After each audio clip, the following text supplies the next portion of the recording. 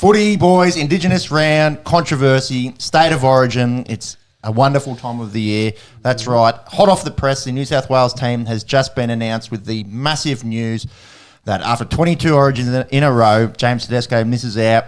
Dylan Edwards in, Gerbo captain. We'll talk about the Blues squad and consider who could get named for the Maroons tomorrow morning. We'll also have a look at the Indigenous rounds in both the NRL and AFL. The IPL Final is tonight in the cricket, plus the T20 World Cup is just around the corner. NBA Finals. Looks like the Celtics have pretty much got one hand on the Eastern Conference Championship, and the Mavs are up 2-0 against the Timberwolves. Man City win the league, but United win the FA Cup last night. A-League, bit of news from the A-League in general. And a final round with UFC 302, Alexander Usyk having all the heavyweight belts, and Monaco Grand Prix. This is an Aussie sports podcast on the Esky. We do like our Aussie sports. We like our US sports. We like to have a bit of a laugh and a dribble. We have timestamps on the YouTube. You can skip to the sports that you like or just watch the whole damn thing. And we do have socials. Check us out on Insta, Facebook, Twitter, and the like. I'd like to start this show by shouting a beer. Sure knows some pretty exciting news for NFL fans down under this week. Yeah, I'm not sure how I can shout a beer to a regular season, but I've got, I think it's very interesting news. It was announced during the week that the NFL, of course, is looking to continue to expand its international games. At the moment, it's Germany, England, Mexico, Brazil are the main ones. And looking, I guess, further east and... well, depending which way you go, but let's go east on a traditional map. Actually, if you put America in the middle, like they probably would, it'd be either way. It doesn't matter. But the NFL is looking at Australia as potentially bringing a regular season game. So they've had a preseason game, which I think had the Denver Broncos and John Elway playing. That's how long ago it was since there's been a game here in Australia. But bring a regular season game, use a premier stadium, so MCG is the most likely chat at the moment to be able to host that game, and looking not next season, but the following season, so the 2025 season for that. Following on as well, they've been promoting LA Rams heavily in Australia, so the likelihood is LA Rams would be one of those teams to play in that game. But big news, we went to a college game here when it came over, quite a while ago. But yeah, I think it'd be a pretty good boys trip to get down to see an NFL game here in Australia. Yeah, it's very exciting news for any NFL fans here. It's interesting in terms of the venue choice. Obviously, the MCG, the biggest stadium in Australia. Seating capacity of close to 80,000, so comparable, I guess, to some of those big ones in the US. 100,000. 100,000. Yeah. They could probably get more on because the field it's a rectangular. That's right, rectangular game on an Aussie rules field. So that's probably a little bit of sort of speculation as to is it the best venue to host? But certainly from bums on seats makes sense. Yeah, having watched a soccer game there, you're a long way from it. Yeah, you are a long way, especially if you're up high. But I guess the atmosphere, if you can get close to 100,000 in there to watch an NFL game, it might be crazy scenes. Premier rectangle stadiums as well, like Suncorp, you're kissing away 50,000 tickets if that was the way they were to go. Yeah. Actually, I think as well, I think it's the Victorian government that's that's the other thing, because was it Angkor was probably the next biggest 80,000, which is a bit better for the rectangle game, but it is, of course, Melbourne's still competing, Victorian government still competing to be the sports capital of Australia. They got cash to burn after kissing away the Commonwealth Games. Pretty much. So, looking at that one. Outside of that, the NFL, it's pretty quiet. The big story was that Mahomes looked a bit fat coming into OTAs, so enjoying his off-season. Couldn't shout him a beer, but outside of that, it's been pretty quiet as teams start to get into the first weeks of OTAs leading into training camp. Thank you, Pot and Kettle. They say hi. I'll shout a beer to Xander Schauffele, wins a major for the first time, the PGA Championship at Valhalla Golf Club in Kentucky. Finally gets that elusive major, had been bridesmaid plenty of times. I think he's come second twice and third as well. So plenty of top five finishes in the past. Held off Bryson DeChambeau, had a late comeback there on the final day. And that last putt to avoid going to playoff holes, it just grabbed the lip and dropped him. Xander pockets himself a cool 3.3 million USDs in that one and goes to the second place ranking in the golf rankings. So a massive win for Xander in what was a interesting major and was also kind of marred by Scotty Scheffler getting arrested throughout. I think between day 1 and day 2. Yeah, craziness to start the day. Yeah, some sort of perceived traffic infringement. I don't think we need to go into the huge details because it was a couple of weeks ago, but there was a fatality essentially on that corner, and he's trying to then go through the cordon. Yeah. And the coppers maybe, by all accounts from some of the footage, maybe a bit heavy-handed in the way they enforce the law there. So I think it's all in front of the courts at the moment. Interesting. American cops being heavy-handed, you wouldn't read about it. Shock. Monks, how you going? Who are you shouting? Yeah, good. I am shouting Takeru Kobayashi, world famous competitive eater. He has hung up the gloves. What does he eat? What was that? What's he eat? Is he a hot dog guy? Just about everything. Yeah. He's famous for Nathan's hot dog eating competition over in America. He won that 6 times. And sort of really popularized the competitive eating scene sort of coming up through the early 2000s. List of records, according to Wikipedia. Bunless hot dogs, he's eaten 110 in hot dogs in 10 minutes in the New York State Fair. 60 bunless hot dogs in 2.2 minutes and 35 seconds at the Texas State Fair in 2012.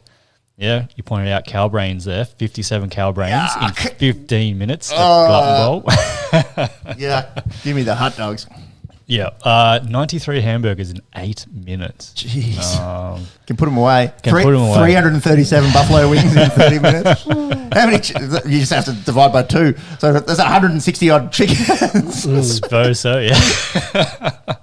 That's a chicken genocide. That's it.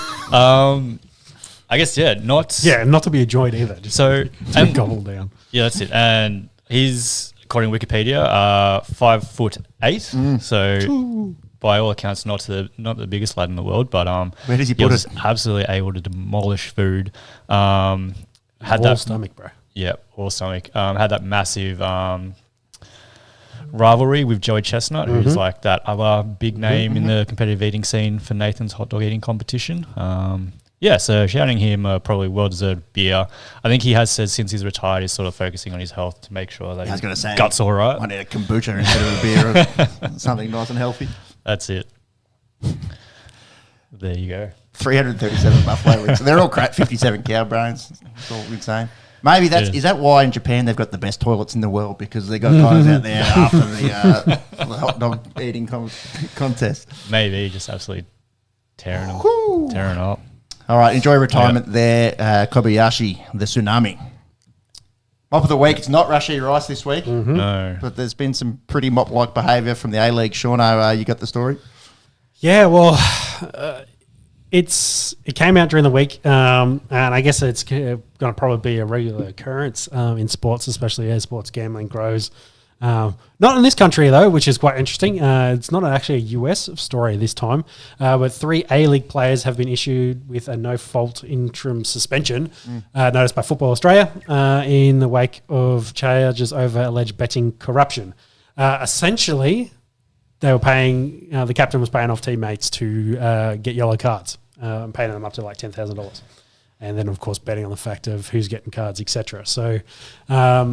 So what's that? MacArthur FC. How do you say his name? Ulysses Davila, I think. Was the captain paid 2 of his teammates up to $10,000 to give away yellow cards in at least one game last year, please claim. So there's a new strike force here in Australia, Beacon View, which was established last year to investigate the alleged yellow card manipulation of players from Southwest Sydney clubs or club. But yeah, these guys have been caught. They've got the boot and pretty mop behaviour, I guess. Not good for MacArthur. They've only been in the league a few years and have actually had a fair bit of early success as well. So not good for them, not good for the A-League as well, which their finances have been under scrutiny recently, sort of running at a loss for the last few years. But we'll get to the A-League final in the soccer section. You wouldn't have thought there was any danger given the scenes last night coming out of Gosford. No, that's it, yeah. Apparently a lot of these betting was coming from South America as well, so it wasn't even really, again, Australian punters. It was coming from overseas that was causing them to try and fix the games, which is interesting as well. Yeah, it's not good. Integrity of sport. And we've seen, some interesting ones. We often, speak about it from an American perspective, and sometimes you're like, oh, that's silly from the player, or other times we're like, oh, wow, they bet something, outside of their sport, and they get these huge, hefty fines. Yeah, like a casual, gamble on the weekend while you're on the couch versus trying to actually fix your own games. Fix your own game, trying to give away things intentionally so you can win bets. Is again, like you said, goes to the integrity of the sport. Watch this space. We'll see what happens to Macarthur FC. We'll see what happens to the players. I would imagine their A-League careers are over. Yes. All right, let's talk some rugby league. You took the highlights out. What's that about? I said you took my highlights out. Which highlights? Trooks do coke, May hits his misses, and don't finger birds. Oh, God. And let's get into the actual rugby league. You can put them back in. The highlight, low light. Coming in hot. Yeah. They're in there. I've actually worded them a little bit different. Okay. Not that we're a big podcaster by any means. No, I thought we were talking about football versus the rugby league side of rugby league. Well, from a litigious point of view, given as well when we get to the Roosters, they claim to have not been ingesting any drugs. But we'll get to that in just a second. Let's talk about some footy first. Let's talk about the actual footy. We'll go through round 12 and then we'll talk about some Origin. Bulldogs 44, Dragons 12. Dragons did led 12-6 at halftime, 38-0 in the second half. Turnstiles.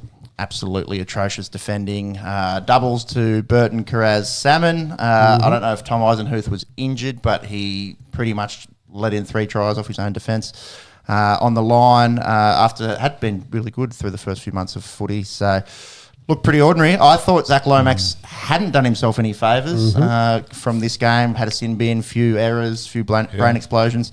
Alas, he's in the Origin side, which we'll get to in just a minute. Yep. Cowboys have a win against the Tigers. They're getting their season back on track.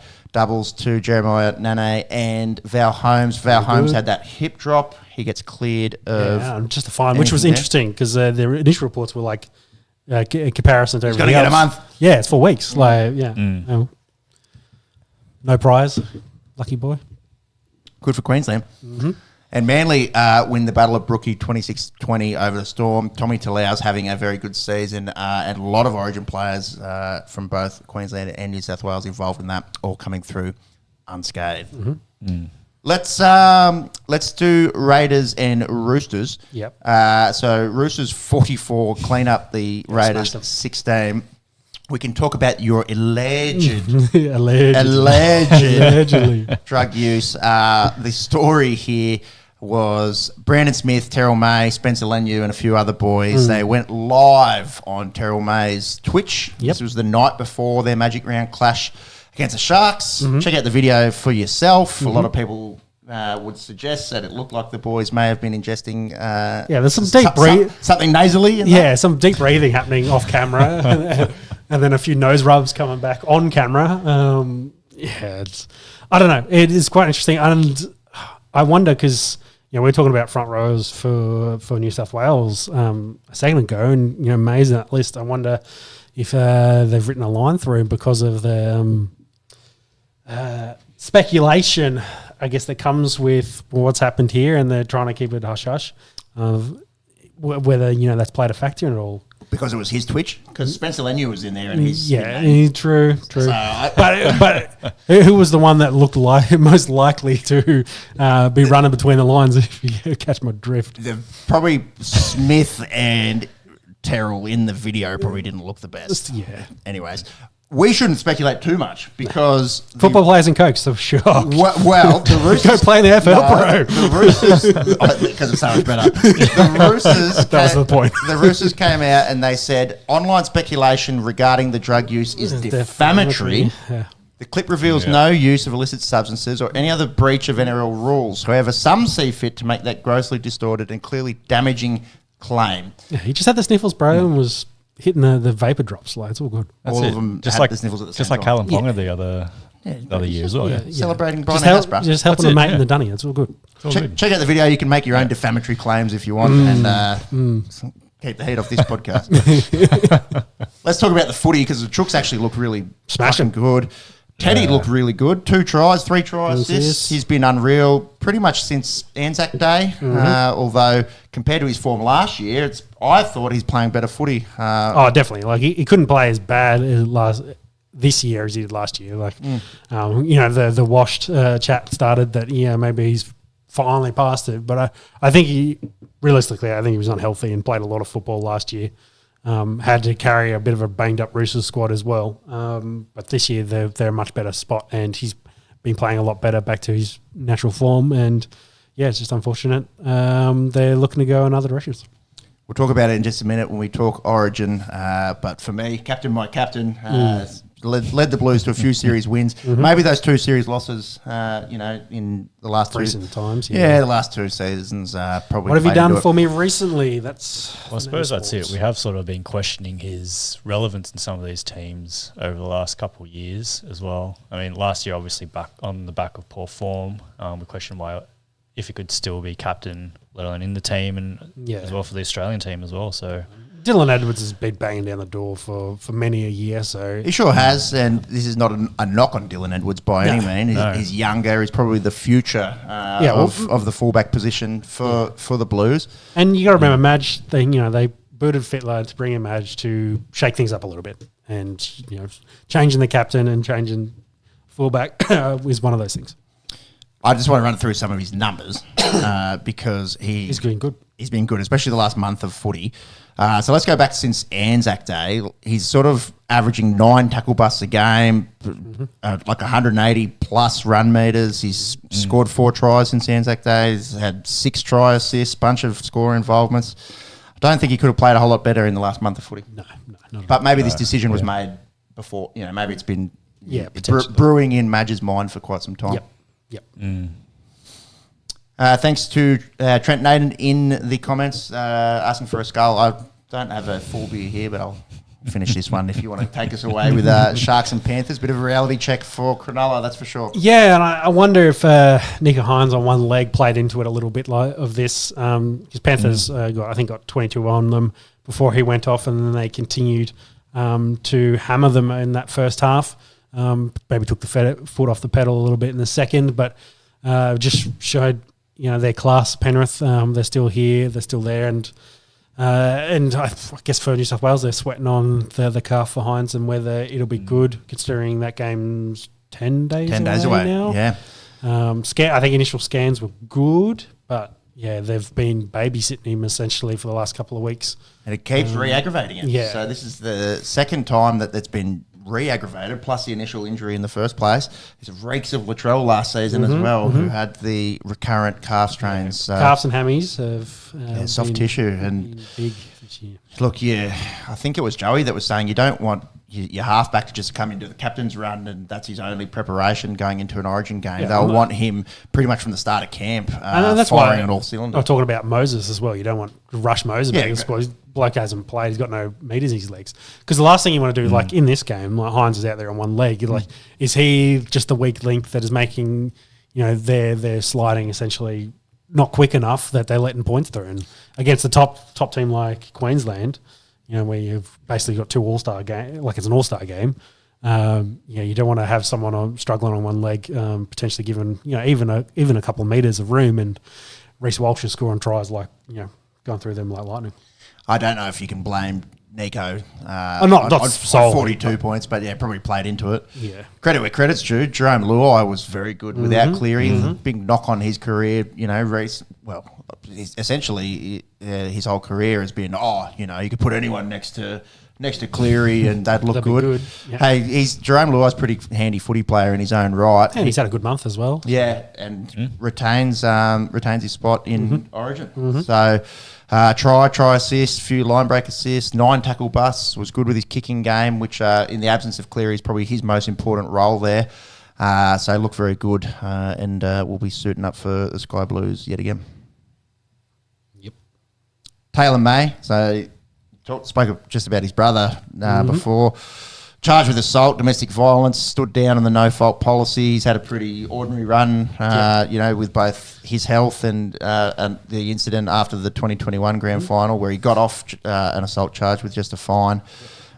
This one's going to go to the courts, and it may be, it looks pretty maybe bad. curtains on his career. Looks pretty bad. The AVO in place for him with that as well. And they just signed him to a big contract as well, like let Critter go and then signed him on a big He's a good contract. player. On the field he's a good player, but the rugby league side of it hit him a bit hard. Sure. That could probably be it for him.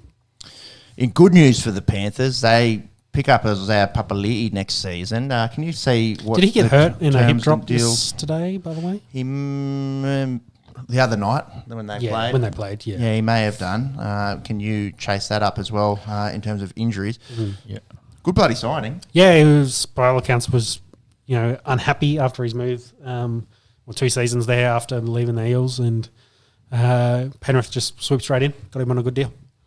They were circling for David Fafita's signing a few weeks ago, and then there was also some chat about Angus Crichton. Yeah, well, it looks like Angus is going to re-up with the Roosters now that Yeah. Fafita backflipped back to Gold Coast.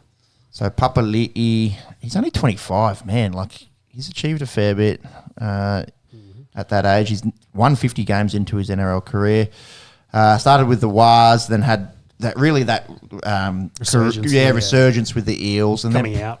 probably just that step back since his Parramatta days with the Tigers. That's more a West Tigers thing. Could be a Tigers thing.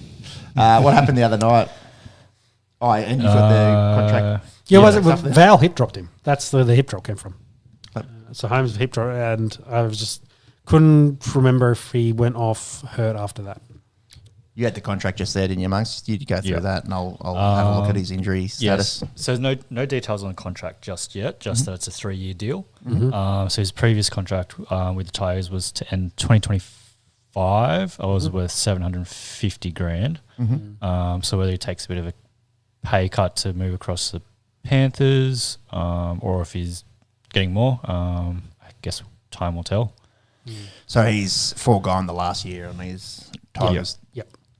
deal. NRL.com's just got him listed as to be confirmed with an ankle. Yeah. Okay. Hopefully not a Cindy. Yeah. Yeah. Panthers, very good. They were underdogs going into this game. It's pretty crazy to think. And look, it's been the knock on the Sharks for the last few years, hasn't it? Can put away... caveat though, they have been better this year. They have been putting away teams in the top 8. Yes. But come up against Penrith hammered them. But they are without Cleary. Yeah, yes, without Cleary. Sharks are still top of the table, just ahead of Penrith. South get a win, finally, in the battle of the teams that have axed their coach. So we spoke... We haven't talked about Brad Arthur. But No, we haven't spoken about Brad Arthur. We've already spoken about JD. JD because it happened a few weeks ago. Haven't probably mentioned that Wayne has officially signed with Souths as well. So he The will worst go- kept secret in rugby league. Interesting. The Eels were the other team that were heavily into Wayne and did offer him a very good deal as well. And I guess Wayne was tossing it up, but I think the familiarity and going back to Souths, plus I think South's list going forward is also better. Probably played into that decision. Shout out to the Hello Sport boys. They were saying that Para thought they had their man, so that's why they sacked Brad, and now they've politely asked Brad to come back. Yeah, their options aren't plentiful either at the moment. Well, we just spoke about Jason Demetrio. He's looking for a job. I think Justin Holbrook. I think the main one is probably the Jason State Riles. of Origin coach. Well, Jason Riles is one, but then the State of Origin coach is in Billy But Slater and Madge. Why would Madge? He's just got this job. He, has a chance to, with a healthy New South Wales team, maybe win a few of these things. Yeah, and well- get a bit of consistency through a really good era in terms of talent. But I also think that he's a different type of coach mentality than say like Billy Slater and Fittler are. Like I think he's a coach through and through, and like an NRL coach is probably his preference. You'd think he'd rather have the week in, week out stress. Yeah. He's definitely been around. We'll see how this State of Origin series goes, but that might play into the decision. Yep. That's very true. From what I've read, Riles is maybe. I think Storm have given him the blessing to go talk about head coaching gigs. We'll see what happens. What do we think about Brad Arthur getting the sack? When I heard the news, I was a little surprised, given he's been there for 10 years. Took him to a GF, obviously. Got smacked in the first half in that one. They do sit 14th. They now have lost to South. Looks pretty ordinary. But they don't have Mitch Moses. They don't have Clint Gutherson. Their forwards have been a little banged up to go with it. There's a few excuses there, I would think. For them. But he kind of feels to me like the Jeff Fisher of NRL coaches, where he's like good enough to make the top 8, but they in 10 years only made one grand final.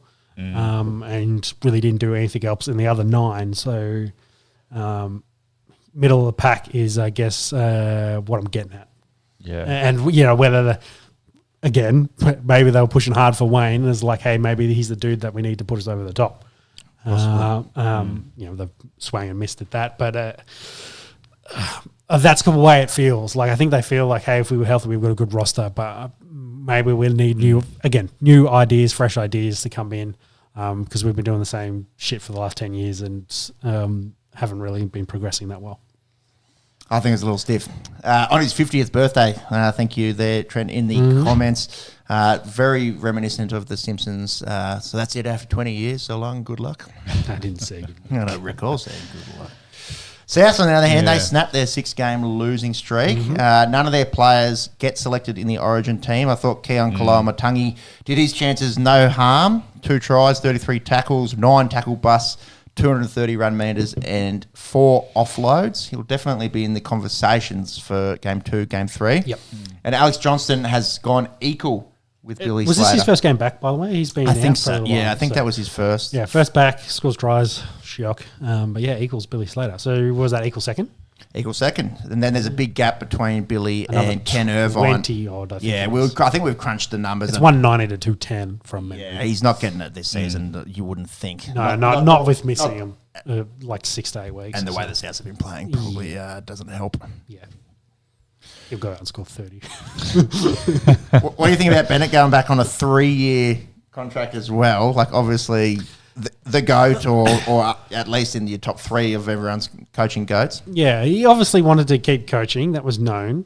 He did leave Sydney because he wanted to go back to Queensland. And, there was some talk that he'd steal the Brisbane job at one point. But the Dolphins made a lot of sense there as the new franchise coach. So, yes, it made... he had a very good reason for going back Queensland. So to come back to New South Wales, I guess is my point, was a little bit surprising. There had been talk that, maybe he's going to do this and be picked to take up whoever the 18th team will be, whether it's a PNG team or Perth or etc. But I think it fits. They've got Souths, again, talk about the list, they've got the talent. They probably need some lesser player coach and some hard lessons, and there's no one better to give you the spray than Wayne Bennett to put you in the right direction, which is probably what Latrell, Walker and the boys need to kind of get them back to where they need to be. He does love a challenge as well, That too. Yeah. This is like where we've talked ad nauseum about, they're a top 8 side on paper, and the last 2 years they've been, well, definitely the back end of last year, they've been dreadful. Yep. And they haven't been much good since the sacking of the coach. So maybe the coach wasn't exactly the 100% the issue, but they've now got Wayne and they've got someone to look to and hopefully impress. 74 years of age, he'll be 77, going on 78 when his contract's up. He'll 100% will die on a sideline. Like, he'll go until he can't. Like, that's the Joe Biden of the rugby league world. Pretty much. Wayne I'm a Rabbit Bennett is his full name, according to Wikipedia. I promise I didn't just edit that. Sammy Burgess had sort of been linked with South. What's the latest there, Muggs? No real news, just speculation, I suppose. Wayne gave him his start, didn't he? Yeah, and like Mate came on as an assistant. Yeah, I suppose that's it. Like with Bennett being the fixer, obviously going setting up the Dolphins and coming back to the Rabbitohs, potentially, as you mentioned, going off setting up that 18th NRL team. Is this sort of Sammy Burgess's pathway back into the NRL? Yeah, well, he's been coaching Warrington Wolves to some pretty good games. So yeah, Bennett, they do like to do the VP kind of system with him. Or have a vice president, an understudy coach that'll essentially take over. So JD was that guy for Souths, and I think it's a female. Is it Cross? Kamala Harris. No, not Biden. The Dolphins. Sorry. The Dolphins' assistant head coach at the moment. I think it's Cross, who's likely will be the head coach next year. Of course, to replace Wayne. Like that was always set up in case Wayne did leave. That they had an understudy for the last 2 years there that will take over the team. So Christian Wolf. So whether I think it's a dude. It's a dude. Unlucky. Looks like a dude. Don't assume. No, assume. No, 2024. Yeah, I was using they and them. So let's. It's potential that Sam could come to South and be again that assistant coach, do 2 years or 3 years under Wayne and take over once Wayne decides to do whatever the next big challenge is. I feel a little bit for the Dolphins. Like they've been so good, but his contract was also out. Like they knew, and they've they'd got a set it succession plan in Yes, place. exactly. Anyways, what happened today? Broncos lost to the Titans. So caught the end of this one. Yeah, it was 36-34. I think it was 30-22 with Brisbane in front with like 20 to go. And then within a 10-minute span, the Titans scored 3 times. And Brisbane almost scored. Corey Oates almost scored in the corner to take the win within like the last minute. But Titans managed to get a tackle him inside the 10 and held on to get the win there. So bit of impressive stuff considering the Titans have been playing pretty bad and the Broncos had a bunch of guys trying to play themselves in a state of origin teams. So, Payne Haas's old man, Gregor Haas. Yes. So found himself in a bit of hot water. Yeah. He's getting extradited back to Indonesia. He didn't get got caught in the Philippines. Philippines, yeah. He's boogie board bag full of drugs. No, that's Chappelle. Allegedly. Yeah, no defamation here. Yeah, he had, of course, some substances on him, and if you have anything over there, they assume it's for trafficking reasons. Yeah, 5 kilos of meth would be a good way to get through that yourself. Yes. Not sleep until Christmas 2028. Not good. Anything trafficking is essentially death penalty. So in those either of areas, those countries aren't good places to get caught.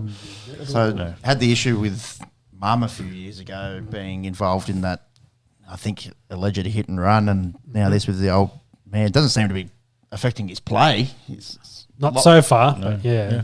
It's all new news. Nothing's official, but if any that seriousness, if it becomes even more serious, like they've announced what's going to happen, then I think Payne Haas might struggle the back end of the year. You might even want some time off, honestly. I wouldn't fault him for wanting a little bit of away from the game if that's the situation. Sometimes as well, the routine of training, game, it's sometimes, I don't know, sort of speculating maybe that's good for him as well. It's all allegations at the moment, but certainly not where you want to get caught trafficking drugs. That's for sure. Not at all. No, definitely not. Warriors and Dolphins, this was a good game. I caught pretty much the whole second half of this. Up the Waz was in full strength. Yeah, another game, Finn's out in front and Waz ran him down. Another sellout in Auckland. Yep. Get him another team, bro. Possibly. There's definitely an argument there for a second New Zealand team. AFB got stood down after Magic Round. Seemed like because they won and beat Penrith in Magic Round, and then he wasn't happy with his own play and didn't do the team song. Didn't the shower with the team. I don't know. That sounds like he broke team policies. I don't know. That sounds like a little cover story for mine. But anyways, they've got the bye next week, and then he's going to be back. So I don't think there's too much going on there. Yeah, he'll be going to Cronulla next season anyways. But yeah, Waz get the win, and they've got their season back on track after looking pretty ordinary through April. Monks, you got a ladder there for us? Yeah, just bringing it up now. Well, I was just looking at it. So Sharks, Penrith, 1 and 2, followed by Storm, Dolphins. So Dolphins still holding on to the top 4. Yep. And then rounding up the top 8, we've got the Roosters, Broncos, Knights, and Raiders, all on 14 points there. Raiders holding on.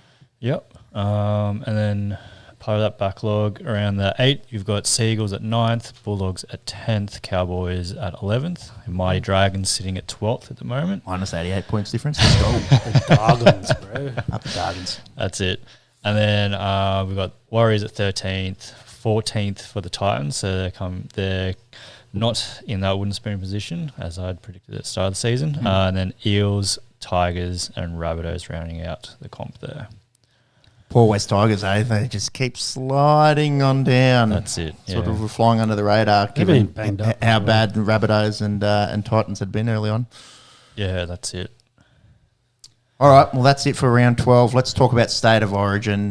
We've already made plenty of references to who's in this New South Wales team. I'll run through it 1 through 17, plus the reserves. That is Paul Gallen's slide. I saw James Tedesco. I said, that is not correct. This is the official side. Dylan Edwards, 1. Brian To'o, 2. Stephen Crichton, 3. Joseph Suolai, 4. 5, Zach Lomax. 6, Jerome Luai. 7, Nico Hines. 8, and captain Jake Trebojevic. 9, Reece Robson. 10, Payne Haas. 11, Liam Martin. 12, Angus Crichton. 13, Cameron McInnes. 14, Isaiah Yeo. 15, Hamoli Olakawatu. 16, Spencer Lenu. 17, Hudson Young. Carrying Matt Burton, Luke Keary, and Mitch Barnett along for the ride. What are our thoughts here, lads? We've already spoken about Teddy and Edwards. End of an era. Edwards is the new man. Edwards' play definitely warrants selection. I think it's a little hard to leave Teddy out, but Edwards will have the one on his back. In terms of wing positions, Josh Addo-Carr misses out. A lot of people had To'o in their sides anyway. Suoli'i playing in the centres is maybe the interesting pick here. With a guy like Latrell Mitchell missing out. His form, South's form, probably warranted as well. Plays into it. He missed about a month too, so... There was also he could have been suspended, but he got off, I'm pretty sure. He was just fined. I think he entered early play. Play, was facing 2 weeks, took the $3,000 fine, didn't get picked. There was also some rumours about Jesse Ramian. He's been pretty good for the Sharks. Sharks coming first. Should have a lot of Sharks, you'd think. He'll have to wait for his Origin. Do we have one? Is Nico Hines the only Shark? No, Cam McInnes. Oh, yep. It's only 2. Only 2 Sharks suiting up there for the Blues. Now, centre is probably the most banged up position. There's a lot. They're very banged up. But Bradman Best last week, I think, it's probably forced their hand a little bit, and that's maybe why Lomax ended up on the wing and they've pushed Joseph inside.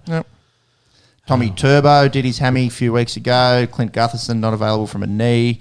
Tony Staggs, I think, was a good shout when Best and Turbo were both injured. Staggs was probably a good shout until he did his ribs last week. Campbell Graham obviously hasn't played all year. Pappy was looking okay, but again, he just had surgery on his foot. So had a shocking run with ankle fractures, and again. You can play Turbo and Mitchell in the centres because they're big bodies. I don't know if you can play Pappy in the centres. No, he's a one through and through. He's a one, maybe on a wing before he got injured. So, look, their hand was definitely forced. And in terms of outside backs, they're going to have 3 debutants in Edwards, Suoli'i, and Zach Lomax. Yeah, I think the interesting thing is probably Addo-Carr missing out, considering, I guess, again, another one of those veterans been there and done that.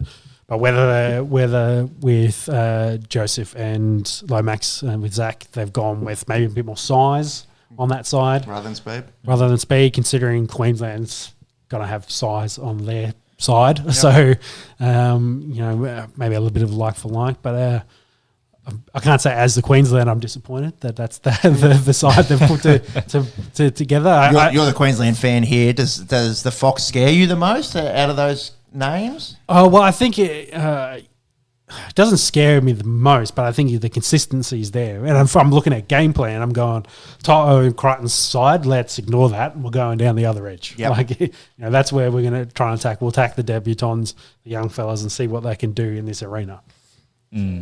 Yeah, that's what I would be thinking. So, as a Queensland, I'm not disappointed in a few holes, few gaps. Well, it's a good point as well. They've gone the two debutants on the same side. So. They might not line up like that, but I think the connection, if you're using some of that, Penrith connection, it wouldn't surprise me if you see some plays out that side where you've got Dylan Edwards out the back, otherwise running the show, and you've got Crichton and Toto doing that. So, you see some of that connection that they like to have in the New South Wales squad.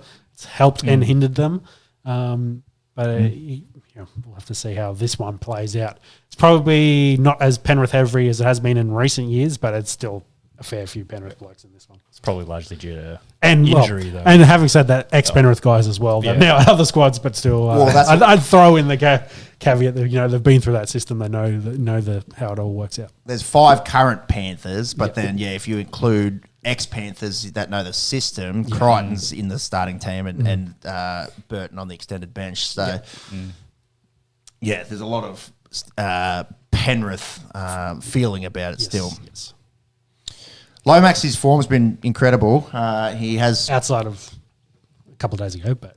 Yeah, and that I thought that was his final audition for the side. I thought he possibly, I think I used the word blacklisted for after that game.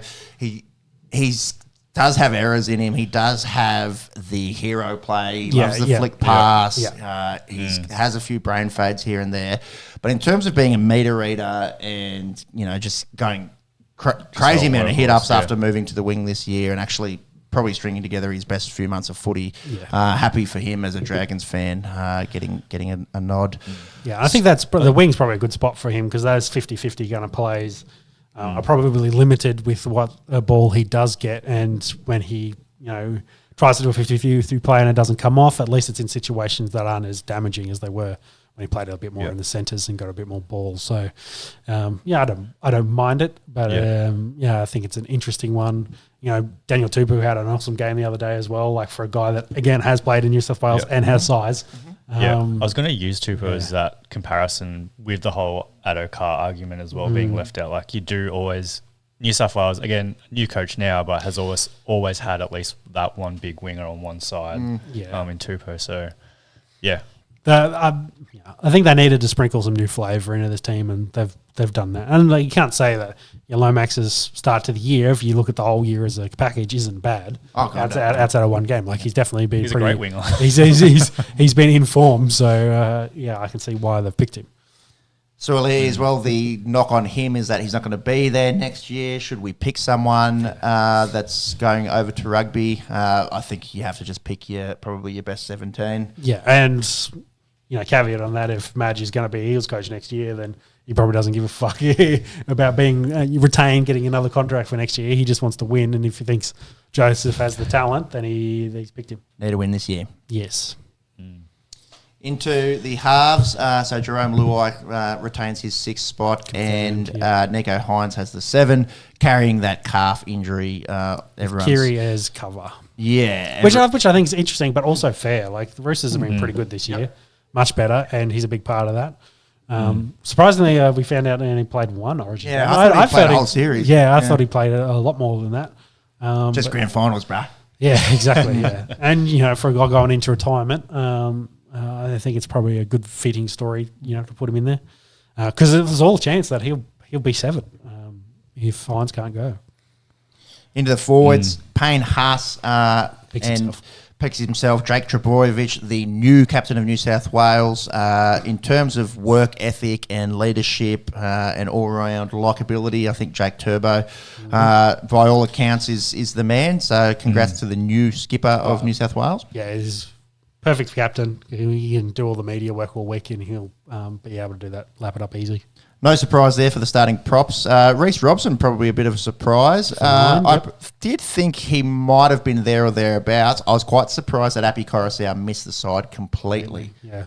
I wasn't sure if they were going to go Robson and Api with a sprinkle of Cam McInnes, who, spoiler alert, is in there. Yep. I thought Api's, on his day, is probably the most electric hooker in, or at least New South Wales hooker in the game, and has been a shining light in the games that the Tigers have won. He's been a big part of it.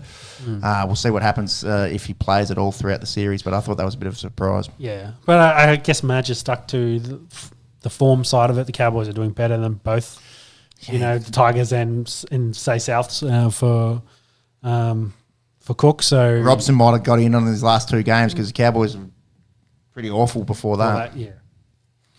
And then an injury question mark around Liam Martin. Can you see if he's had scans yet? If we know what's hamstring going on? for hammy, him. yeah. Hammy. And he only did that in the game. Yesterday. So I don't think he plays. Yeah, with the 11-day turnaround, you'd want it to be the most minor Yep. hamstring issues. Oh yeah. Very, very rare for blokes to come around in 2 weeks, even for a sort of grade one. So we'll see. And not for something like if you expect him to play 60 plus, maybe even closer to the 80. They'll be expecting big minutes out of him. I don't even like talking about hamstrings. Panthers coach Ivan Cleary said, "No shit, no shit." Since Osmosis has taken a rest this year, it's Yes, the year of the hamstrings. Yeah. So. Can you say syndesmosis again for me? Osmosis. Pretty close. It's a bit nasally at the moment. What have you been doing? I had to run my lines before we were doing that. I had to practice, bro. Anything there on Martin's hamstring? No. He's had scans. He's named, so they're assuming it's a grade one or hammy awareness. So a few guys carrying injuries into this one. They do have Hudson Young in, I think, in the 17ers. I feel like that's good cover there if Martin can't miss. Or if he misses, Hudson, I think, will come straight in as a replacement. Or Olaquatu. He has been lights out. So many Blues fans, Manly fans have been demanding that Big Hamolo gets his debut. He'll find himself wearing jersey number 15. Angus Crichton wearing jersey number 12. He's been good all year. And it looks excellent. like Bruce is going to resign him. So. And resurgent as well, given his struggles last year. Cam McInnes, the bloke has about 3 teeth, but he puts his... Each one makes 10 tackles, bro. So. 100%. He gives 150% every single game. Saw a lot of him at the former Dragon as well, so saw a lot of his work ethic. And like you mentioned, has played a bit of hooker, so can be your coverage in that. I think more likely he's going to be playing in the second row somewhere, but if need be, if Robson needs a break, he can always move in there. Isaiah Yoda 14 and Spencer, we've already spoken about Hamoli and Hudson Young. Spencer Lenu in the 16 jersey after playing only, 3 or 4 games. Had the massive suspension following the racist remark from Vegas. Yep. Yeah, I think it just goes to they're very light on props. There's not a lot available unless you want to go to previous guys that have played and veterans, Matter guys, we're talking about it pre-show, RCG, Junior Polo, Parramatta's form, probably they don't warrant selection. I already mentioned before, I thought Keon Koloamatangi was very close, but a bit thin on props. Terrell May, Stefano Otokamano, they sort of miss out. I quite like the team. The Appy not being in there at all, I thought was surprising, and then obviously the huge talking point of Teddy going for Edwards. Outside of that, it's not super surprising. I thought Matt Burton may have done enough to get himself into the starting 17. It'll be interesting as well if Nico's no good to go. Does Burton slot in, into 6 and Luai at 7? Maybe, there has been some talk about Luai potentially playing 7. Some rumours about that. maybe not for game one, but I could see Burton playing 14 in one of the other games. Being, I guess, more coverage. True utility. More like as a more true utility. So, it'll be interesting to see how that team plays out through the series. But as the Queenslander, it's probably not the scariest side that's been put together by New South Wales in recent memory. I definitely, I can't remember what year it is, but the year they had Terrell and Turbo in your centres and when they were like the best two players in the world. That's where you go, oh shit. Whereas you kind of, and I think for both teams, it's been a very tough year for injuries to the star players, and it's just like, it's the best of who's left. So, that's a good little segue into the Queensland team. Let's go through our unavailables. The big names, Cam Munster doing that groin last week, looked like he was in a lot of pain. Reoccurring one as well. May be okay for game 3 if it goes to a decider. People that won't be good for any of them, Big Tino, ACL, Callum Ponga with that Liz Frank, and then Tom Gilbert, Tom Flegler, and Cohen Hess. Flegler might be okay for some, but the other blokes are all ACLs. Banged up, probably not as banged up as New South Wales, but any team... you missed out Ponga as well is a big one. I said Ponga, bro.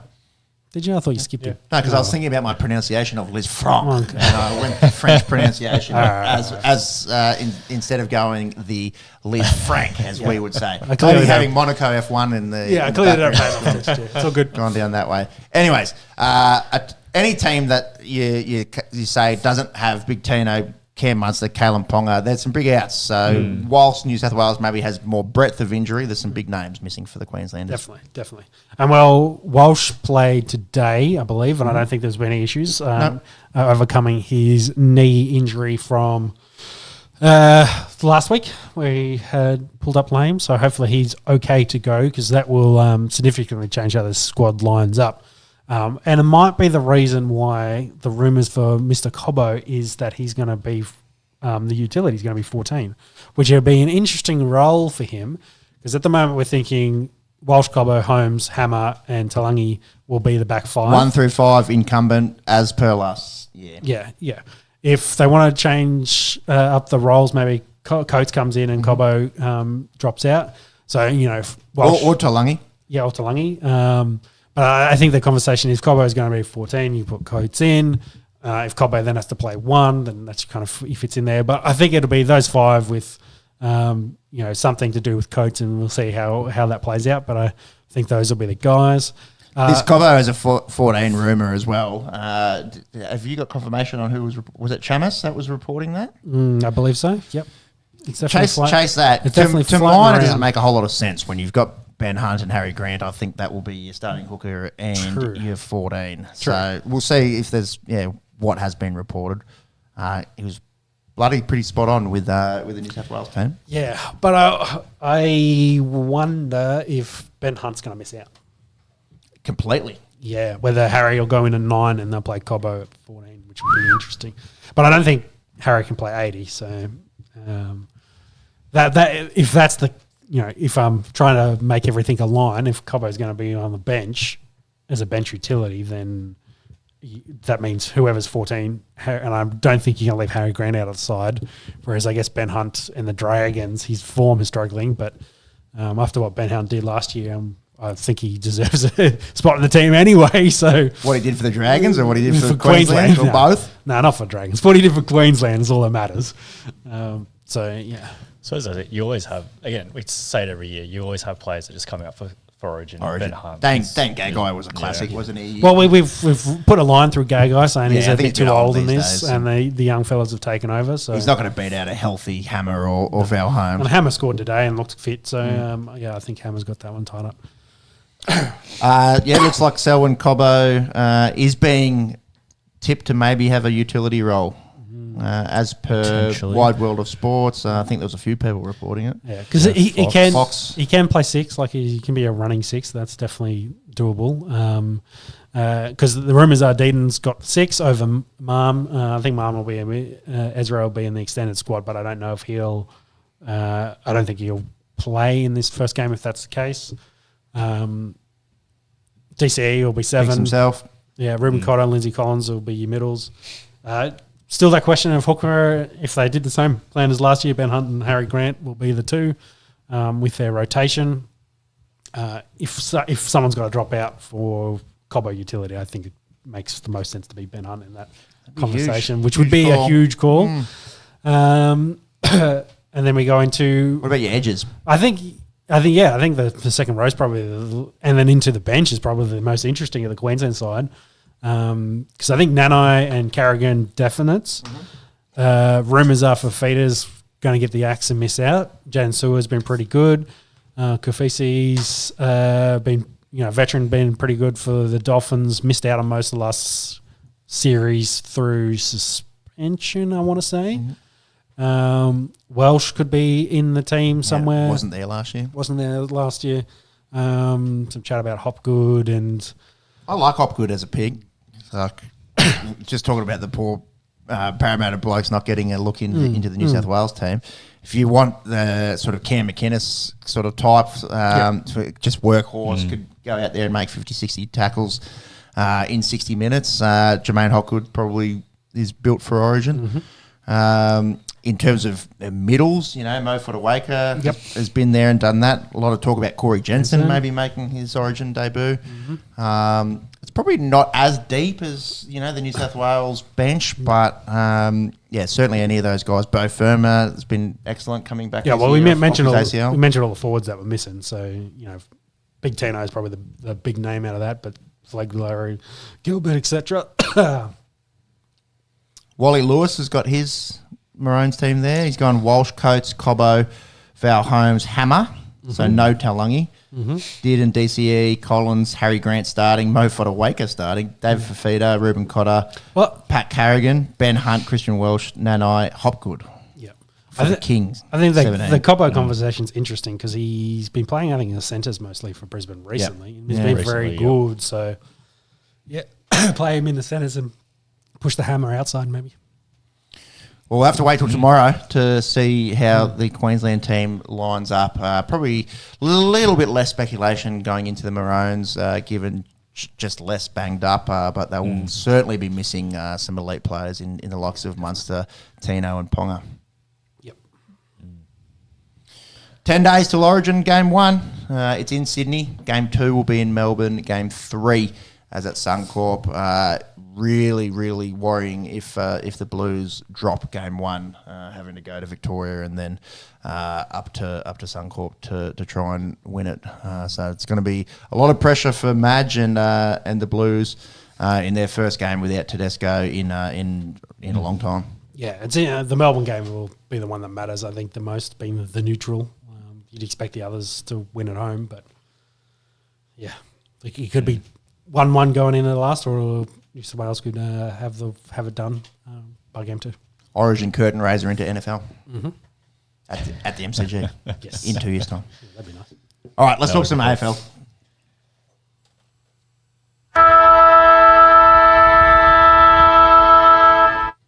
Swans keep winning. They get the win against Bulldogs Thursday night, 102-88. Can we get a Brownlow watch on Isaac Heaney?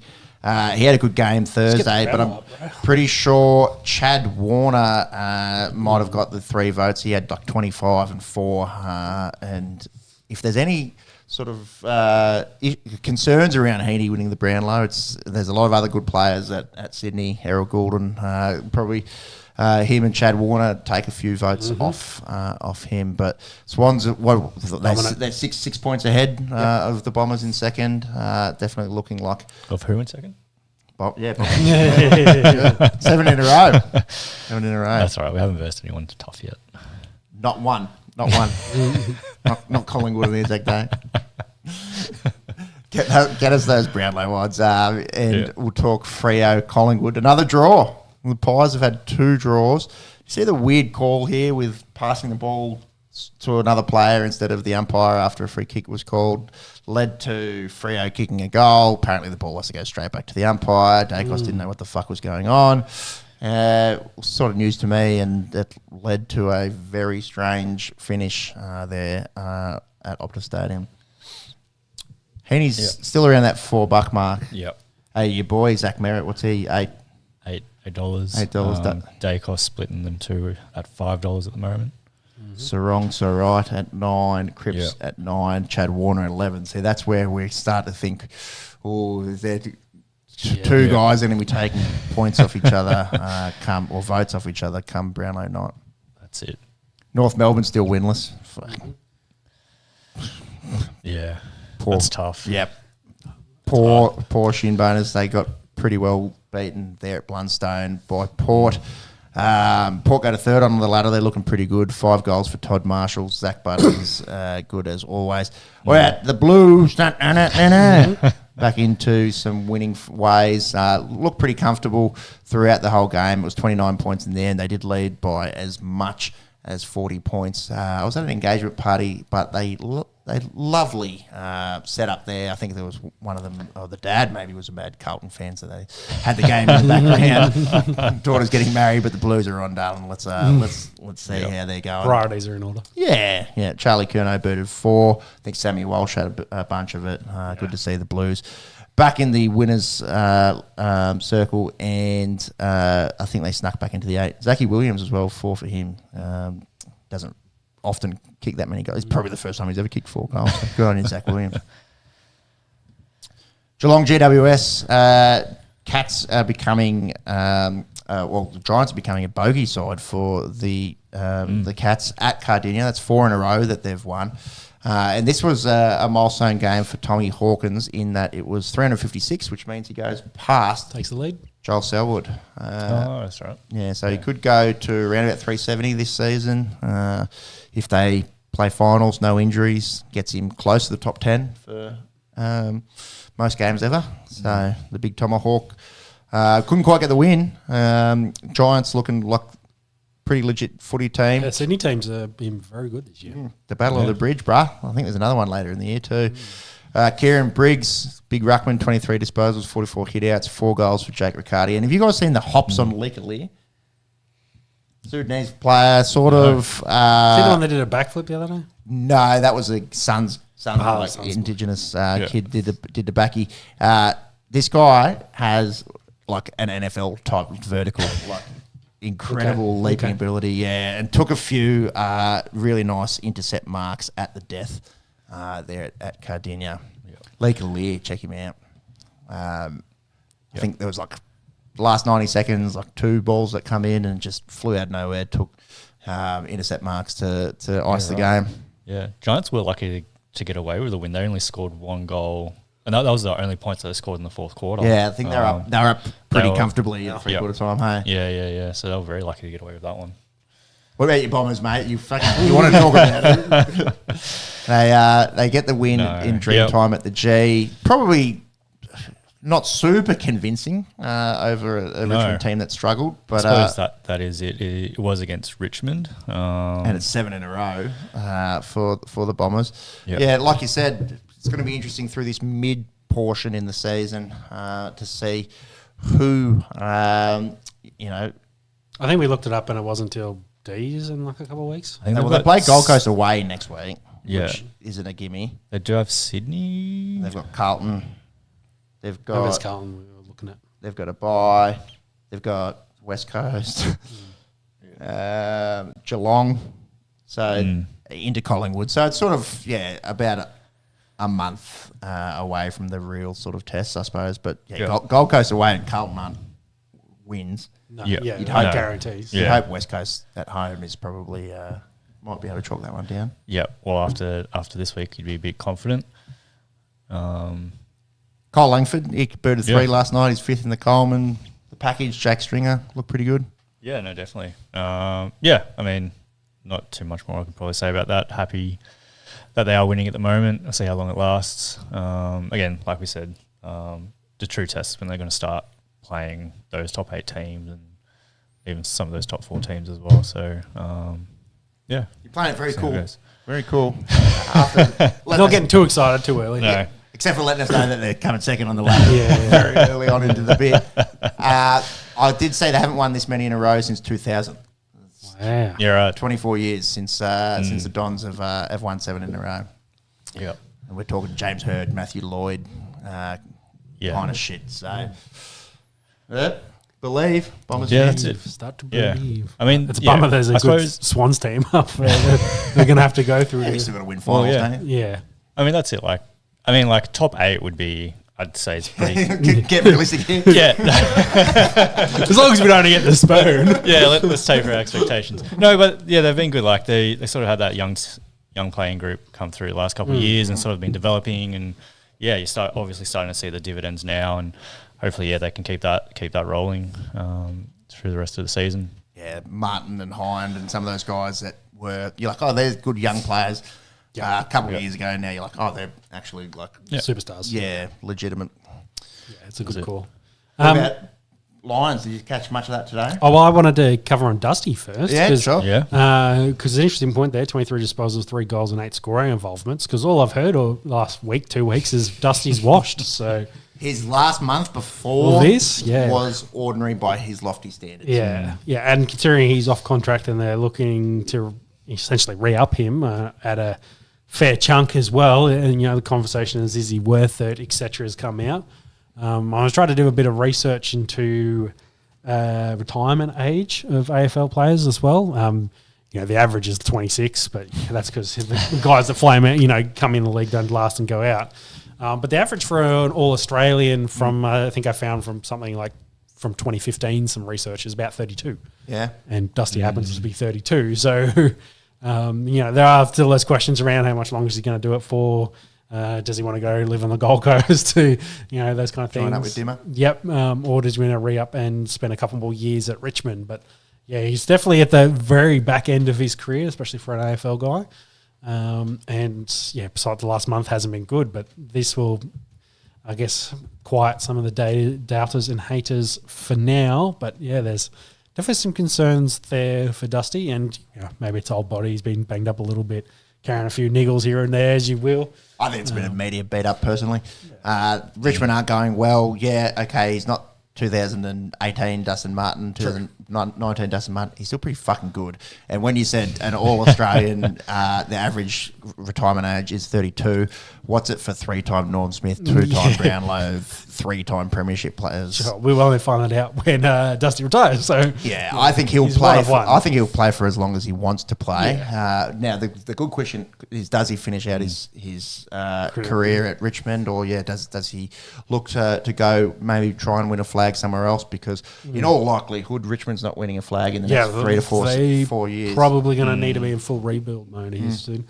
And that's also the question: does he hang around and want to be more of a role player? Yeah, mentor a lot of the young guys coming through. Yeah. Shea Bolton has a fair bit of Dusty in him. Does he, how close is he with Shea? I kind of feel like the team's been handed over to Bolton, realistically. Like, I think it's more like Shea Bolton's team and Dusty's went down in this one as well, subbed Yeah. off. I think he's okay.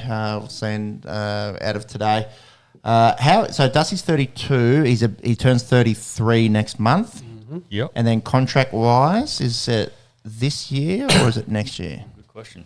Yeah, I believe he's out of contract, and they're looking At the end of this year? Yep. I think that's right. I think we have spoken about this He before. is on his 298th game. Yeah, he plays 300 in a couple 300 weeks in as a well, couple weeks, yeah. Yeah, which is pretty crazy to think of. Like, if he wanted to play another 4 seasons, like 400s on the card. Yep. Well, he'd have to go somewhere to play the finals. He'll be 37 though, so Yeah, that is true. Yeah, that is true. it's a bit. I don't know. Pendle says hello. Yeah. Yeah. Anything there for contract wise? So there you go. Keep looking for it. Did you catch the Lions much today? I didn't, but they lost. Yeah, to Hawthorn. To Hawthorn, Yep. which is a little bit of a surprise there. The Lions have just been like that, I think, all year. They've kind of been all over the shop. Consistency's been a real issue, hasn't it? Yeah. Jared was very good in this, so Mr. Berry. So Keep an eye on your cousin. yeah, well, I don't know, because all the games he's been good in, they've been losing. So whether he's getting too much traffic down his side and he's getting a lot of the ball, I don't know. But I think he had 21 in this, so yeah. Yep. I'm saying it was good for Hawthorn. 4 goals for Jack Gunston, 3 for Mabia Chol, major ball winners, Eamon 29, Wobble 28. Good win for the young Hawks. Yep. Any luck? No, just the rumours that he's potentially linked to Suns with Hardwick. But yeah, other than that, yeah, no news just yet. Melbourne get the win against St Kilda. We caught a little bit of the end of this, me and Monks. Not a massive crowd in there. And Adelaide smacked up West Coast. Nearly 100-point winners there at the Adelaide Oval. I got that. He signed a 7-year deal in 2017. So it is it's the end of last year. Yep. Quick maths. Yeah. So, and it was average 1.1 mil, whereas I think they're talking about 700K. Yeah, I don't think he's worth that anymore. Still a late player. Yeah, so I think that's the conversation is, does he still get a mil because he's dusty, or do they give him 700 for someone, I guess, more fitting of his role that he's playing in that team? I think maybe somewhere in between. Yeah. And the Crom hammered West Coast was the last one. Do you want to talk about Harley Reid? Oh, yeah. Been dominant. West Coast were bad. Had been today. dominant. Yeah, West Coast were bad today. I Very, feel very different tale from llast week to this week. Yeah. And I think their comparison, to North Melbourne, I think Harley Reid's kind of been the difference for them. Like they've been favourites for wooden spoons, etc. And I think Harley Reid's really energised them and made them, I want to say, competitive. Like they've been closer in a lot more games this year than I think they have been in the past. Today, an exception. I think they lost by almost a margin of 100. So, but I think the interesting thing, everyone's probably seen the viral videos of the Fens, him breaking tackles, etc. He's currently on pace to equal Dusty's best season. So Dusty has the massive outlier for broken tackle record. I think it was 83 in a season, and he's on pace to match that, if not better it. 2017, Dustin, we're talking about. Yeah, who won a brown loaf. So that's pretty And good. signed that massive contract. Yeah, first year of his And signed his massive, yeah. So some pretty good company there for Harley Reid already in his rookie year. So I think the world's in front of him, and West Coast have got the guy that they need to build around going forward. So how crazy was that clip? Or that passage of play, I should say. It's not. We don't just live in social media and everything's clips. basically these days, bro. But that passage where he wins a clearance, he fends off Petrarca, he has 3 bounces and kicks a goal as a. He's just turned 19-year-old. He's got some good size to him already. So It's everything. Footwork, pace, footwork, finesse, strength. It sounds like a Dusty resume, honestly. Absolute complete package. He looks faster than a young Dusty. That I don't want to. Yeah, you don't want to any more superlatives for him. But it's like making a Jordan comparison. Like you don't want to do it too early. So it's incredible. And yeah, I don't think he's been their only thing. I think Waterman's been very good for West Coast. I think they've played better at backing home. on the young talent. Yeah, they've gone back to that. Oh, well, they can't win in Melbourne kind of moniker, but at least they're winning their home games. Fremantle can't do that either. So they can draw in Melbourne. Actually, they can draw it. That was an Optus. Play on. Yeah, it's good for West Coast. The AFL will love it. One of the biggest clubs in the AFL, and one of the most marketable players in recent memory. Young Harley Reid. Yep, I think that's over. Let's talk some cricket. Max, before you do that, can you slide over? You're barely on screen, bruh. There we go. That's better. The studio mustn't be level, must well be sliding down that way. That's it. IPL final is tonight. KKR take on Sunrisers Hyderabad, or for the Aussie nuffies that sort of keep a semi-eye on the IPL, Stark takes on Head and Cummins. Yeah. I've got that right. Yes, Head and Cummins on Sunrisers. It's a rematch. I'm surprised he didn't write it in that order as well. So yeah, Head into Cummins. Anyway, keep going. You're trying to do a little double entendre, I think. 12-year-old on the end of the table, bro. Yeah, actually. What are we talking about? KKR Sunrisers. The final, bro. This is the rematch of the first qualifier where Travis Head went second ball to Mitchell Stark. Starkey's been very good against Head. I think he's got him a duck in the last 4 times or something like that. He's had a great record. I feel like I screenshotted something. Let me find it there. Can you, if you just run through what happened there? Yep. Yeah, so Kolkata Knight Riders, they got the win by 8 wickets in that first qualifier, and then in the eliminator, the Royals defeated RCB by 4. Wickets? Yeah, by 4 wickets. Kohli, Faf, Cam couldn't get it done, which is a bit unfortunate for them. Did Kohli end up with the orange cap? I think we'll bring it up. Oh, you've got it right there. He's got it up there, by almost 200, so he smashed it. That's scary going into the World Cup in a week's time. The King is back. That's Return of the King. 741 runs at an average of 61, striking at 155. Been a new father, hasn't hurt him. Yep, he's back, baby. Scroll down there in the runs if you wouldn't mind. Ruturaj Gaikwad and Ryan Parag, they both missed out on the Indian team for the World Cup. Travis Head, baby, 564 at an average of 43. Strike rate 192. Let's go. And then when's the next non-Indian? We've got Samson, Sudas and Rahul. Nicholas Puran is not Indian. So a few West Indians there in Puran and Sunil Narone having pretty handy tournaments with the bat. Stark versus Head, all dismissals. This is all formats. The last 5 times that they've played against each other, it's been duck off. Dating back 9 years though. 9 years, and this is the first time in the IPL, twice in the Sheffield Shield, twice in ODI or One Day Cup here in Australia. Duck off 2 balls, duck off 1 ball, duck off 1 ball, 1 of 3. Well done, Trav, and duck off 1. So. Definitely some banter, I reckon, in the nets when they're playing for Australia. Maybe some PTSD there from Head from those net sessions. He's just like, Stark's the one bloke he doesn't like facing. Nothing like your bunny to get you back into a bit of form, because Stark's tournament has been average, pretty ordinary. Well, given the money that his finals, though, has been good as a comparison. That is true. Yeah. Just classic Aussie, we just show up for finals. Exactly. At India. Though I didn't finish up on that eliminator, I think Maxwell had a bit of a stinker in that. And he's saving it for his Australian. He's stinker in the tournament overall. 4 ducks, no 50s. Can you bring up his numbers? Because it's been really bad for Glenn Maxwell. He just search it there. Yeah, you had it there. Player numbers. Oh no, you switched it over to Purple Cap. No, that's right. You can go search there. Yeah, he's just got to switch it back to the Big Show. He. Like that innings against Afghanistan at the World Cup, you're like, this is the greatest thing that anyone's ever done in cricket. He's got both. He only had 129 runs. He only played 6 innings.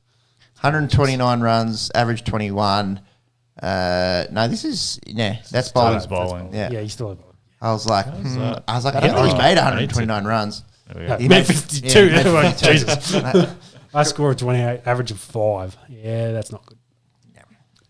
Yeah, that's less than ordinary. That's atrocious. So hopefully getting all these bad innings out of the way and we'll shine for Australia in the World Cup. Yeah, fingers crossed. Then to finish off in the second qualifier, Sunrisers Hyderabad did defeat the Royals by 36 runs. Head got 34 in there. Cummins 1 for 30. So not amaze balls for the Australians out of that. And then, how do you say his name? Is it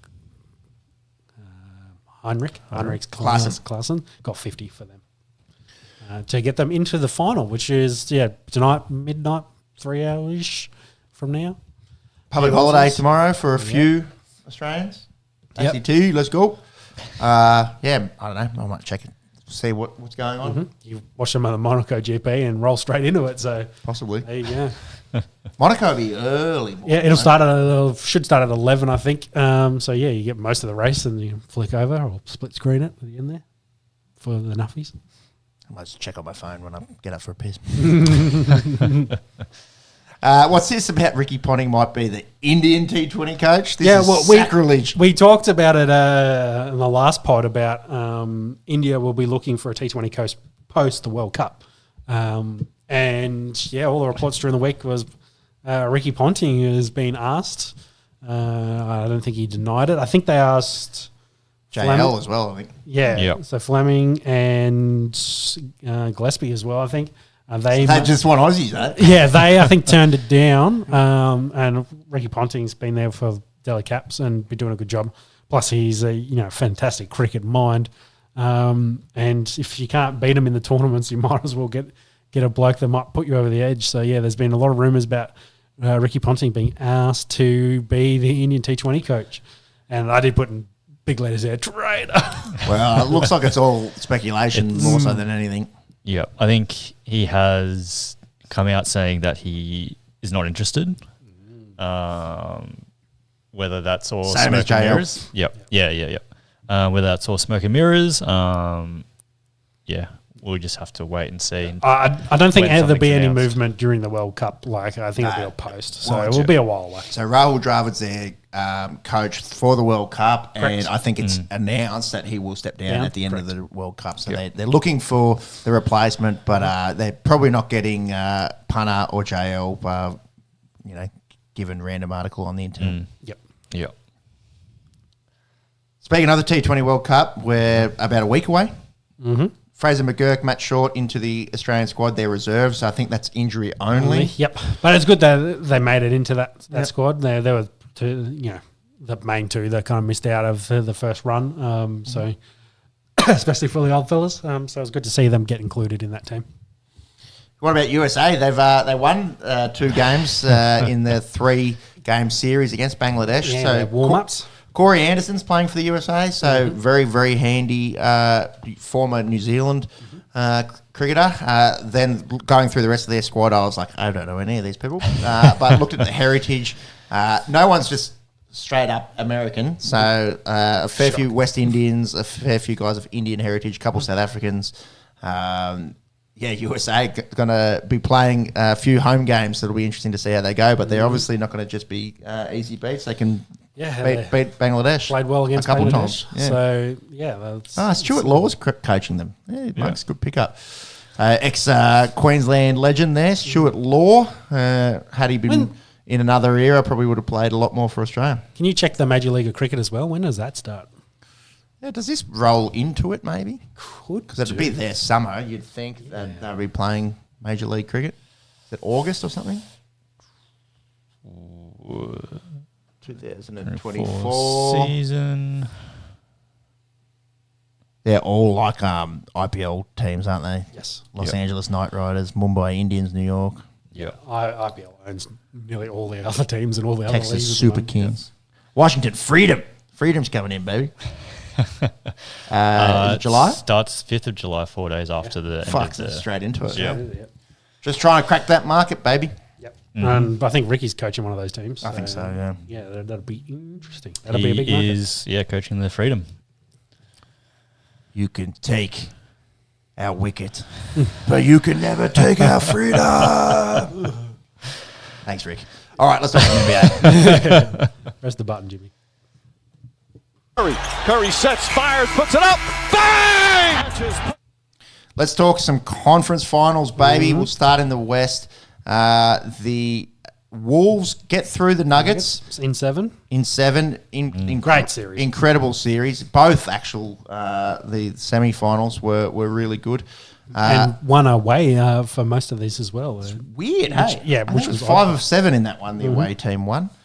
And then the Mavs take out OKC in the other Western Conference semi-final. Do we Yeah. think Josh Giddey's done with OKC? Yeah, watching that OKC team, they're so one-dimensional. Like, it's when they got behind in those games against the Mavs, it was basically, SGA, can you dig us out of the hole?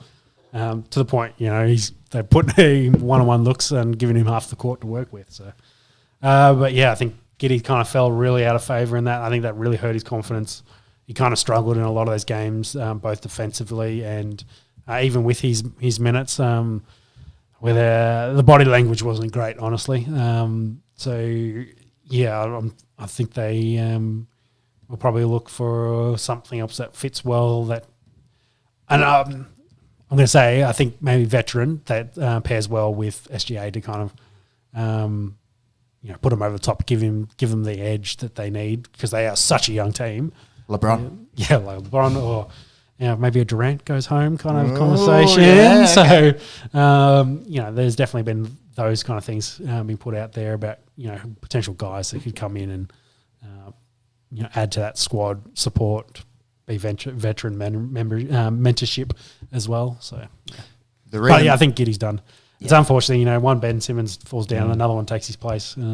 That's probably not quite exactly the same comparison. I think it was more unfortunate for Giddey. He very struggled with his 3-point shooting in this, so in the final series, and not having an elite 3-point jumper gave him a few Ben Simmons comparisons, but Simmons just hasn't a jumper altogether. But anyway. Poor Ben Simmons. Yeah. Poor Australian blokes, like going into the Olympics. I think Ben Simmons is going to be hurt and not feature, but we'd hopefully Giddy would be a big part of that, going up against that bloody Monstars team of USA. The reason I bring up LeBron, officially a free agent. Just So all the speculation is it's 2-for-1 deal. You draft Bronny, you get LeBron. yeah, and Bronny's been it's been pretty interesting following his combine. He's looking like a second round pick. Big story. Well, I guess the big thing, he was measured as 6'4" throughout college, but he's only 6'1", so which is fairly undersized in the NBA. A big difference as well. Yeah, it is. Half an inch. And especially with the amount of 7-footers that are coming out, the amount of videos I see of 12-year-olds that are 7 foot playing basketball, you're just like, what the hell is coming out? And but he could be a 6'1" shooter. He did shoot really well on the combine. I think he missed 1 3 out of the lot. He's got a decent build to him, and he also spoke very well. Like, hey, don't put me on my own merits. I'm Ronnie. This is what I've done so far. Like, I was hurt coming back from the cardiac arrest, essentially, the heart issue. I'm looking to get drafted and start my work. Whether that's Lakers, whether it's somewhere else, who knows? But LeBron's open to moving, and it's definitely been on his wish list, his bucket list, to play with his son. Also, win rings and make fuckloads of money is also up there. So, yeah. Have you seen some of the scouting reports for Bronny? Pretty scathing. Yep. I hope for him. He played no college, though. That's the other thing. Like, he played nothing, so... and what he did play, he was also coming back after having a very, very scary incident. He was probably not at his best, but he's not a top talent. Compared to the other top talent, And you look at the final series. I saw this today. Go check the 2018 draft class, and nearly all these blokes that are featuring now that are doing awesome all came through that class. So, the guy is highly touted, highly drafted. Are definitely adding significant value to the NBA final series. Let's talk about those conference finals. Pacers, they got through the Knicks. Jalen Brunson couldn't quite carry that beat-up Knicks and ended up with a broken hand at the end of it too. But it looks like the Pacers are probably going to get swept. They were up big today. They were up big and they just couldn't hold on. Celtics go up 3-0. They've been short price favourites to win the East for quite some time, and they're showing it. They've looked beatable at times, but just way too classy. Way too many scoring options as well. If Tatum's having an off night, Jaylen Brown can take up some of the slack. Derek White's been pretty good. Holiday is good on his night. Horford's done a good job in the absence of Porzingis, that's theirs to lose essentially. Yeah, I think we've all talked about it. They're going to win that side, win the East. So, it's can they get through a battle-tested West side once it gets there? Mavs 2-0 now after yesterday over the Wolves. Luka and Kyrie. It's so good. Yeah, and a lot of people, including myself, didn't think it might have been the perfect fit when Kyrie joined the Mavs. Seems to be working. Just his playoff experience is incredible as well. He's been there, he's done that. And Luke is just unbelievable. So there's that too. See him mouthing off. No, just speaking Slovenian. Slovenian, bro. I didn't say you can't fucking guard. Yeah, fuck is a word in Slovenian. Yeah. Check that one out if you haven't seen. Rudy's getting hammered as well, a bit as too. He hasn't been playing his defensive best and hasn't really added any scoring opportunities. So, and I guess Edwards is also. Yeah, we talked about it pre-pod. He's been shooting 30% in these last 3, getting more Dylan Brooks comparisons than he is Michael Jordan now, but. I feel like he's still got the right confidence and attitude to right the ship, and they could just get hot and go on a run again. I think I wonder because I think the Mavs I don't feel are as good a team as the Nugs were, but I wonder if the Wolves played their final series hard when you go to 7 against the Nugs and maybe need a bit of recovery. So yeah, if they're going to win this, they're going to need to right the ship very quickly and start stealing some games back. But I think they've got the capability and the talent.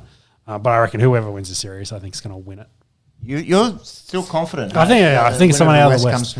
I think they'll, caveat. I think they'll either be they've tried it all. They've battled hard and they're really good. They're going to the final series and they've had the real true test and they wipe the Celtics. Either that or they'll be completely burnt out and the Celtics will wipe them. They'll be the other way around. I don't think there's too much in between. Well, Celtics are going to be well rested. Yeah, exactly. Same thing through the conference semi-finals and they play half the games essentially. Exactly. So sometimes that doesn't play into your favour. Like you say, you're not battle hard and you're not playing every other night.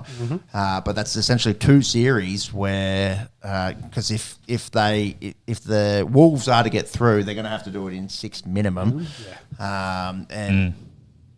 Boston's really staring down a sweep. You could end up playing 6 more games than Boston does in your last 2 series. So yeah, it's fun.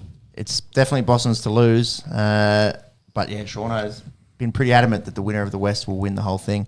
Monks, give us the odds. The bookies have got Boston as short as they've ever been. Yep, $1.40 to win the whole thing. Mavs are second there at $3.44. Leading into Sean's theory about the West, Timberwolves are next up with $13 to win it all. Pacers are $5.01. It'd be hard for the Pacers from 3 down to come back. I think the Pacers are cool. That's it. And that final is between Boston and Dallas is the favourite combo. They're $1.13. Yeah, interesting. They are two games ahead, but don't rule out the Wolves going back to Minnesota. $5.10 if you think the T-Wolves can get through to play Boston. That's it. Let's talk some soccer.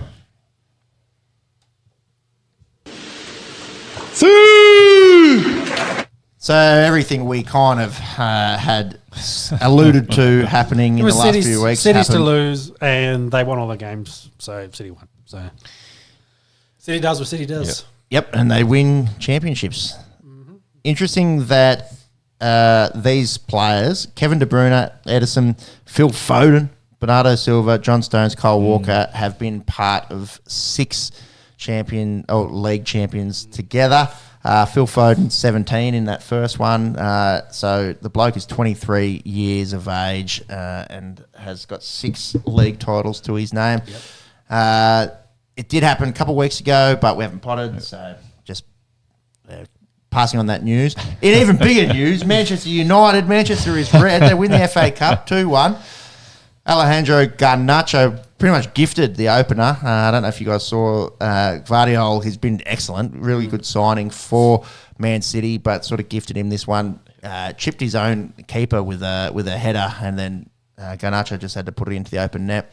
And then at 39 minutes, Kobe Mainu puts it in 2-0. United, they managed to hold on despite having about 25% of the ball. Jeremy Doku gets a late one there, but it's consolation only. United win the FA Cup 2-1. Eric Ten Hag, lots have been spoken about. His future and a pretty ordinary season from United, pretty ordinary showing over the last couple of years. Maybe if they're umming and ahhing, if he goes again next year, maybe a bit of silverware helps his cause. Yes.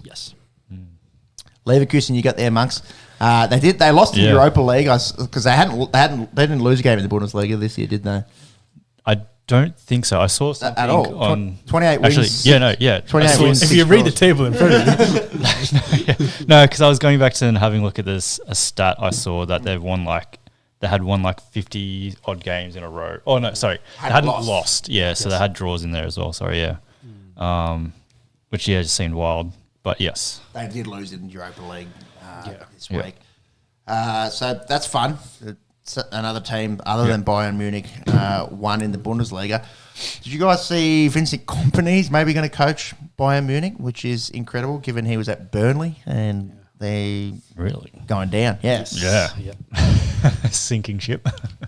Yeah, I don't know. They must like his coaching style or something because he doesn't really have the runs on the board in terms of coaching success. Yeah. Talking about silverware a second ago. I think Ten Hag. I think Ten Hag might have bought himself another year. That's my quiet feeling here.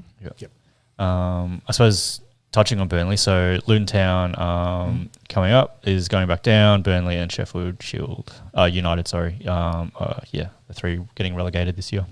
And Leeds Southampton, was that last night or is that tonight? Can you have a look in the championship? It's probably tonight. I think it's normally the day after the FA Cup.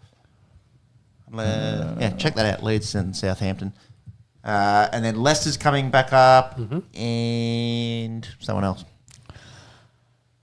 Yeah, midnight tonight, Leeds and Southampton. Ipswich. Ipswich, yeah. Yep.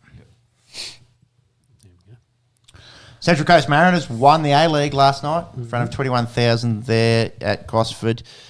Pretty interesting game. Watch the highlights of this morning. It was 1-0 in the 91st minute. Pretty good goal from Jason Guerrier for victory. But unfortunately, victory did not get the bickies.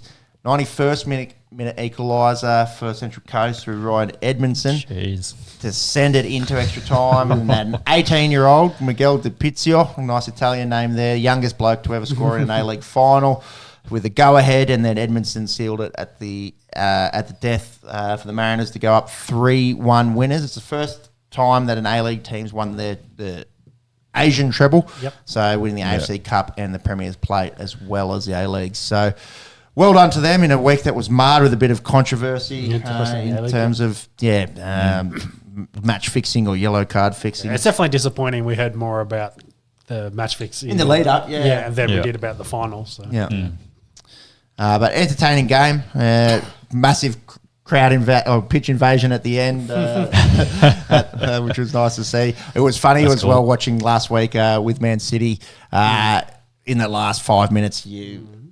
It was essentially theirs, the security lining up, and then it just was like when the full time whistle went, it was just a free for all. Just can you dodge your first security guard, and players getting swamped pretty quickly. None of those New Zealand rugby seckies over there. No. Wonder where Jarvo was amongst it all.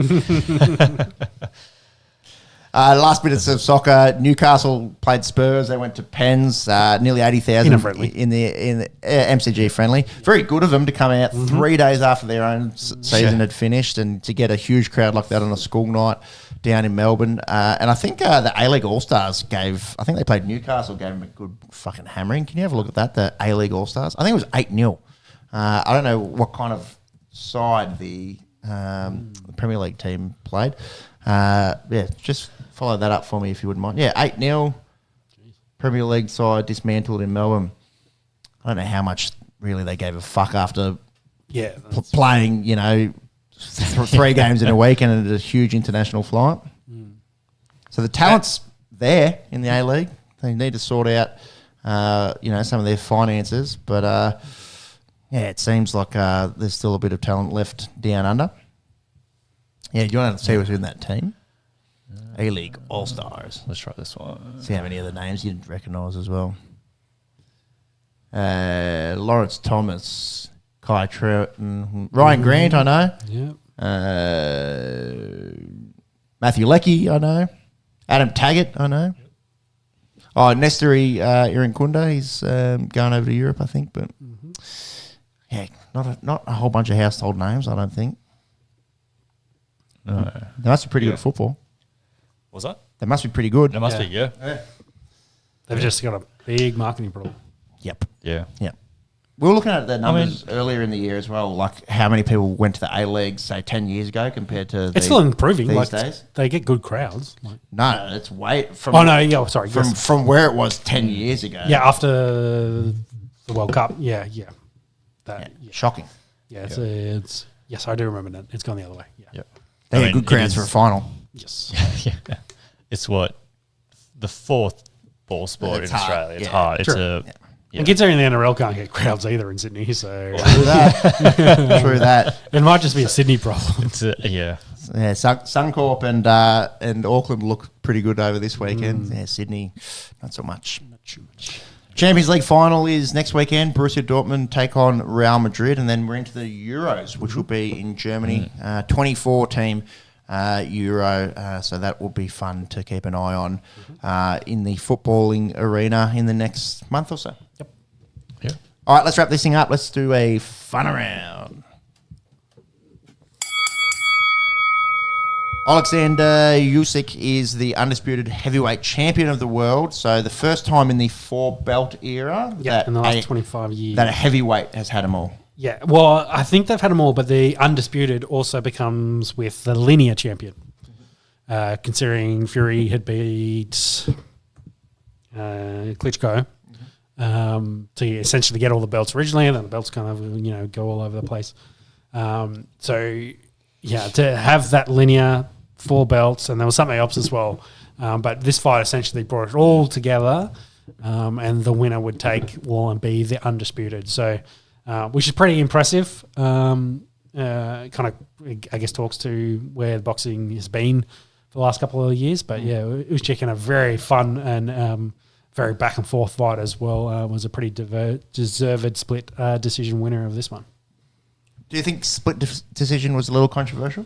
I can see why it went back and forth. Like Fury started really well. The middle rounds were really Usyk, and then Fury post round 9 did come back. So he probably he definitely won 12 and maybe stole 11. So like you can see why, and they judged it both ways. The 9th round was the big one, where it was 10-8 to Usyk, and almost ended the fight. Fury was probably lucky with the ropes, and probably lucky was an undisputed heavyweight fight. A lot of other fights, the ref would have just jumped in and saved him. So, and even when he did just jump in to do the 8 count, like Usyk was almost in the motion of throwing another left hand, which was probably going to be good night. So, I think the deserved winner in the end of a pretty close fight. I think Usyk threw the most punches. Had a good game plan. Started down below, moved up top, and really worked his left hook in, or his left hand into it to really damage Fury. And I think he controlled the ring, pushed the pace the whole time, and was very, very good. So I think deserved. And realistically, it didn't matter too much. There was always the rematch clause. That's probably going to be October. Yeah, is that essentially confirmed? Yeah, I think that's essentially confirmed. I think Fury's come out and said, I'm going to do that cause, and Usyk was like, yeah, I'm happy to run it back. Let's do it again. Probably it'll be in Saudi Arabia again. There's some massive coin, of course, involved in all of that. The interesting thing is the IBF belt, which is meant to be vacated in a week. There's some talk that Usyk is asked to keep it. Can you just check me the IPF belt, because I can't remember if it's Parker's the interim for one of those. I think it might be that one. But I think he's kind of angling. It's like, let me have all the 4 belts. We can sell this fight rematch with Fury as 4 undisputed again, and then if I win, I'll take the interim fight for the IBF, and it'll be for the undisputed. Like, we'll keep that storyline going. Yep. And maybe that sells better than splitting the belts back up again. Do you have the list of heavyweight champions? So Parker is the interim for the WBO. So who's the Usyk is all of them. Yeah.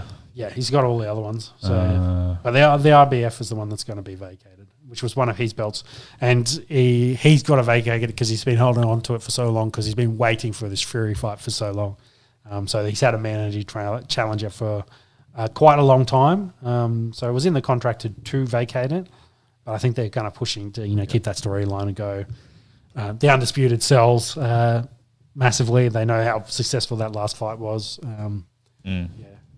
No, I don't have a list of who. I'll have to look up who the RBF heavyweight mandatory is. It will be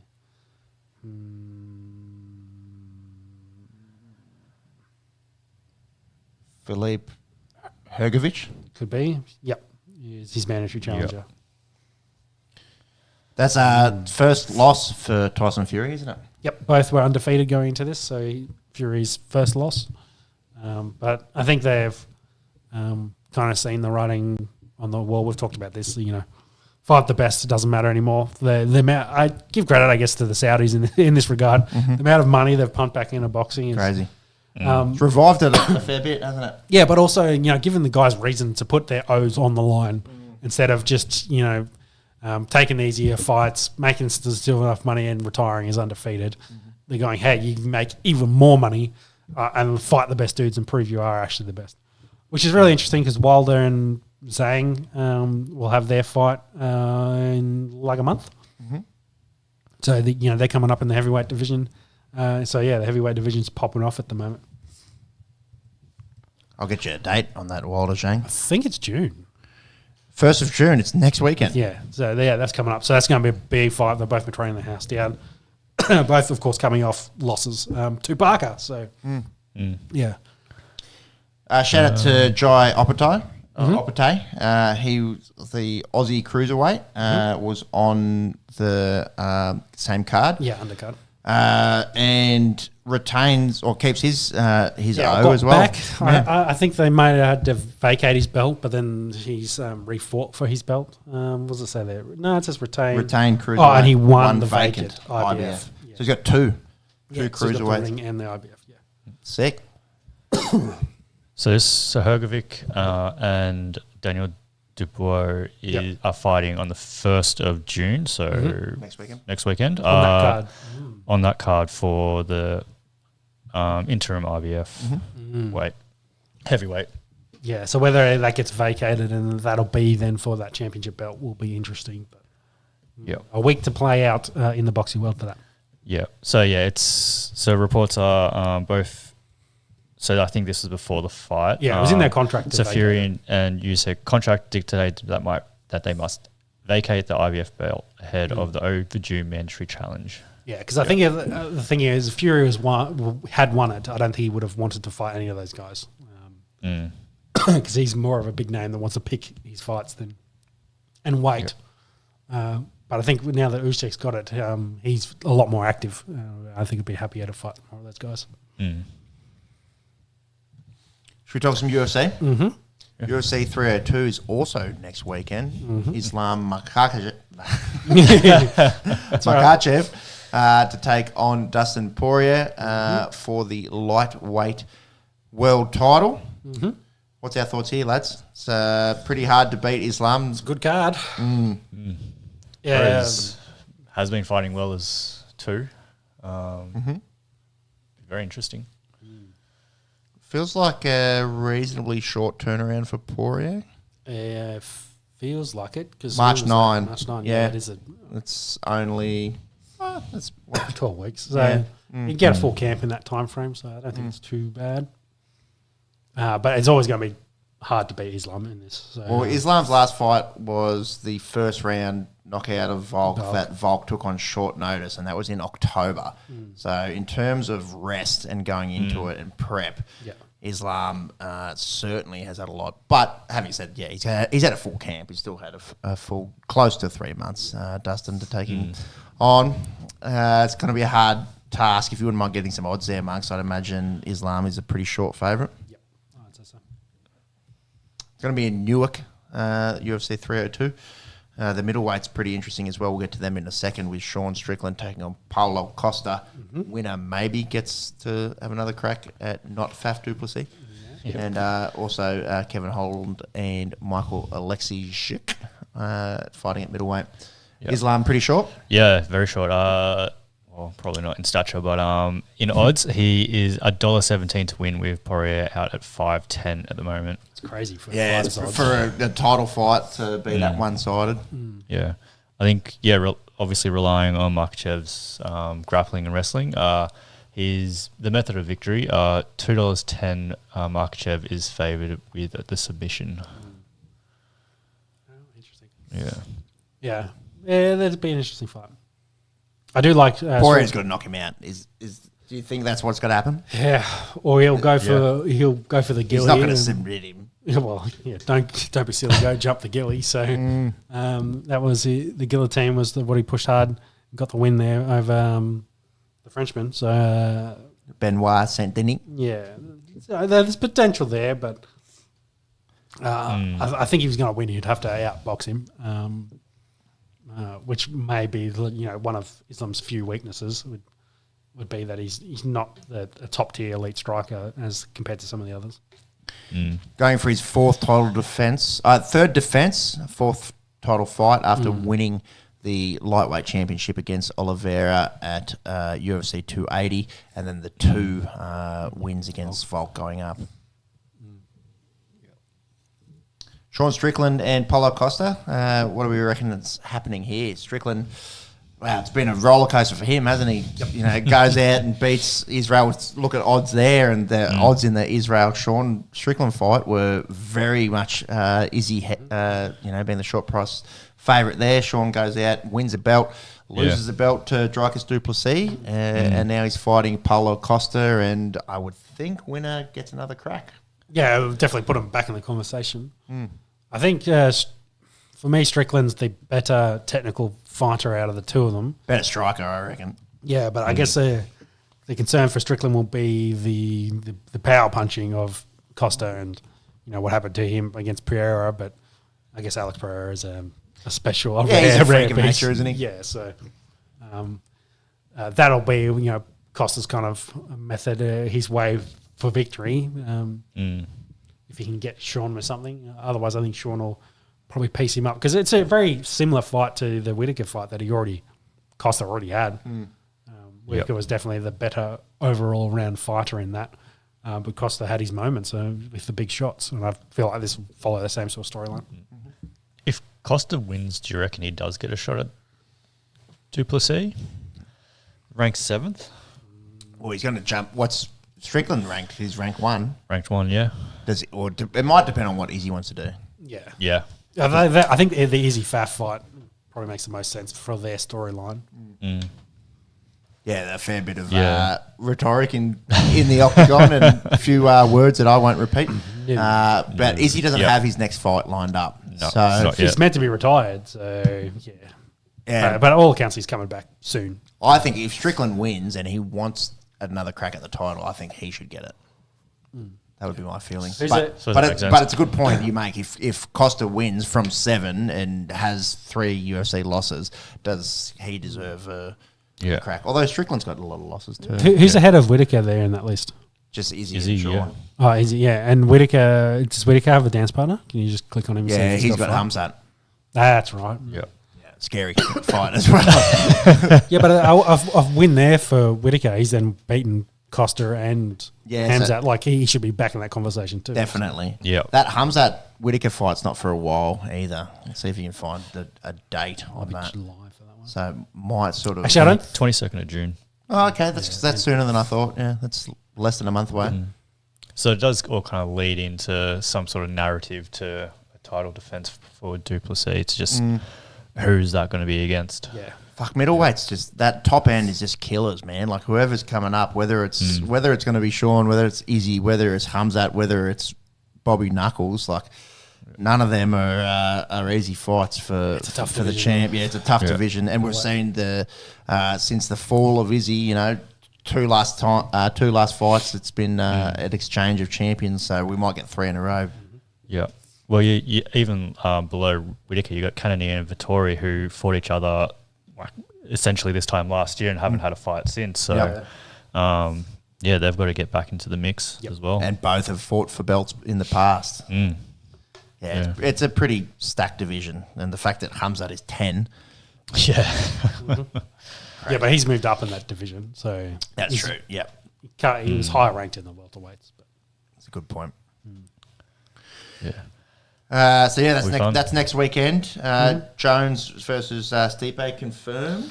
I think it's confirmed, but then there's been some rumours about big news coming out for John Jones soon, so I don't know what that means. But John Jones has been holding out for this Stipe fight for that long. The rumours had been 305 was the target. 309 was the target. And I had seen some things like confirming that it was the case, but I've had seen some other rumours recently that maybe that wasn't the truth.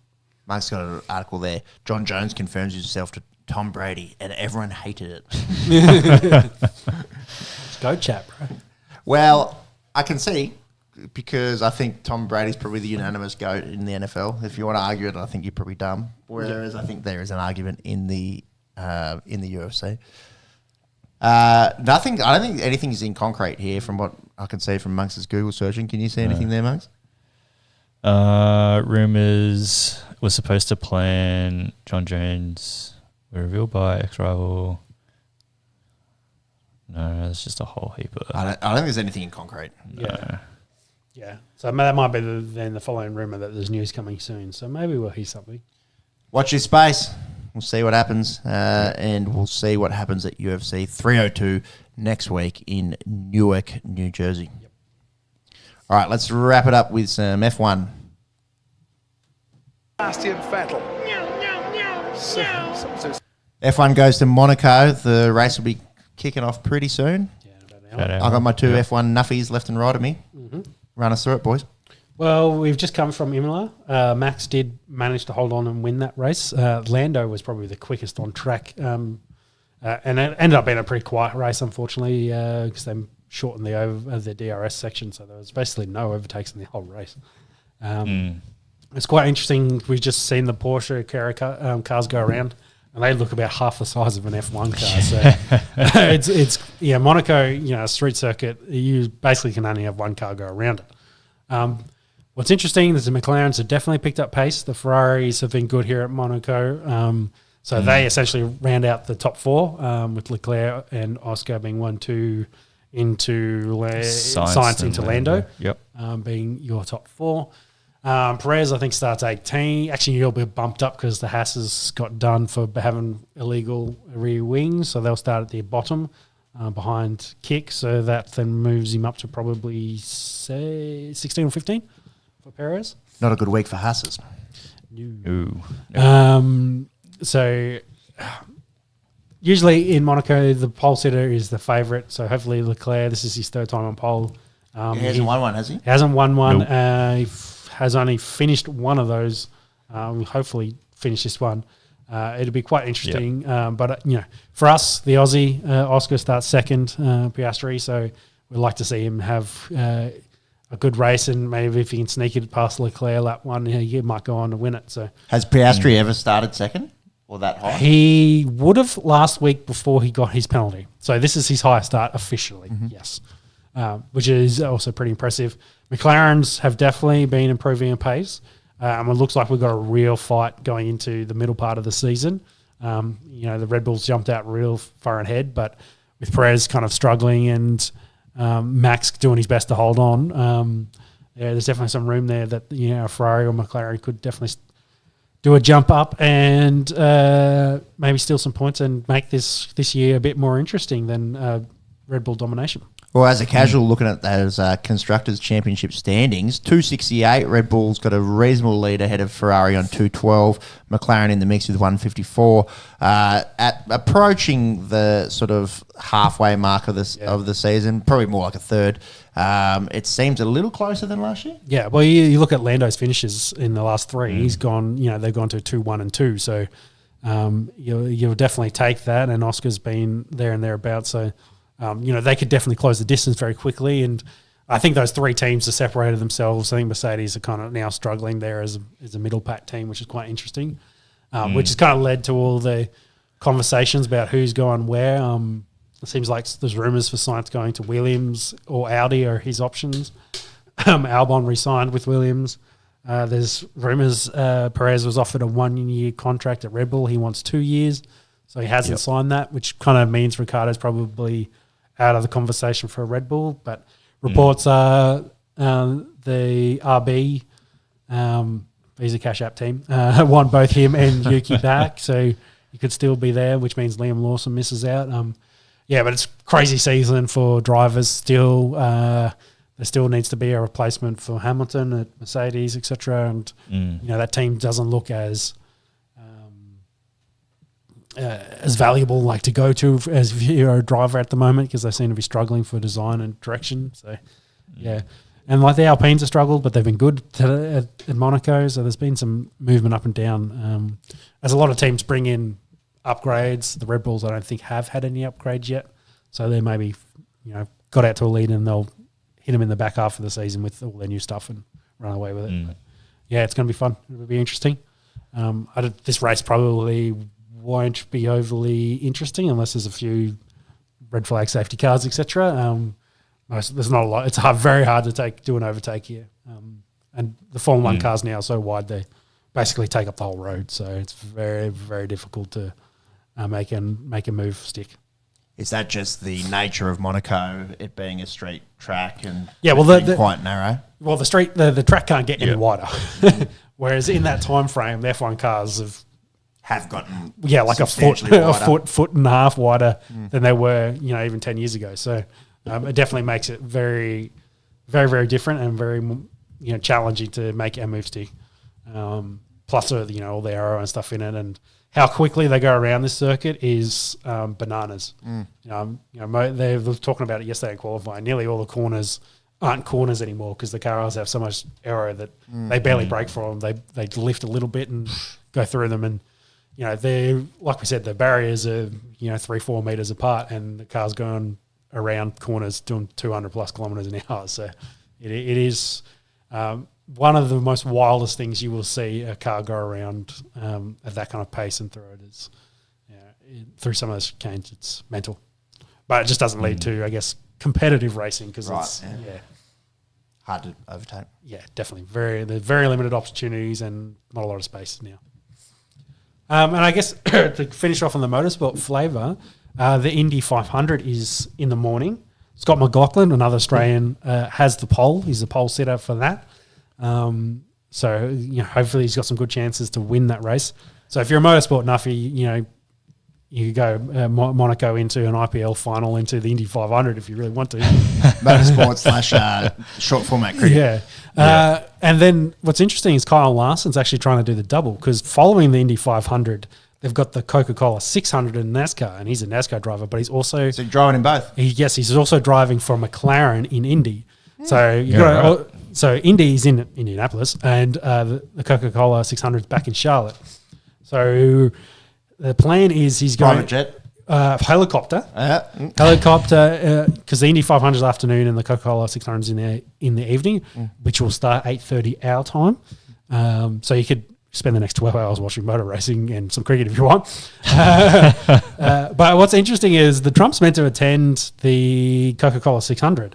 So there's some concerns that maybe they won't be able to do the helicopter with no fly zone, with him being president-elect.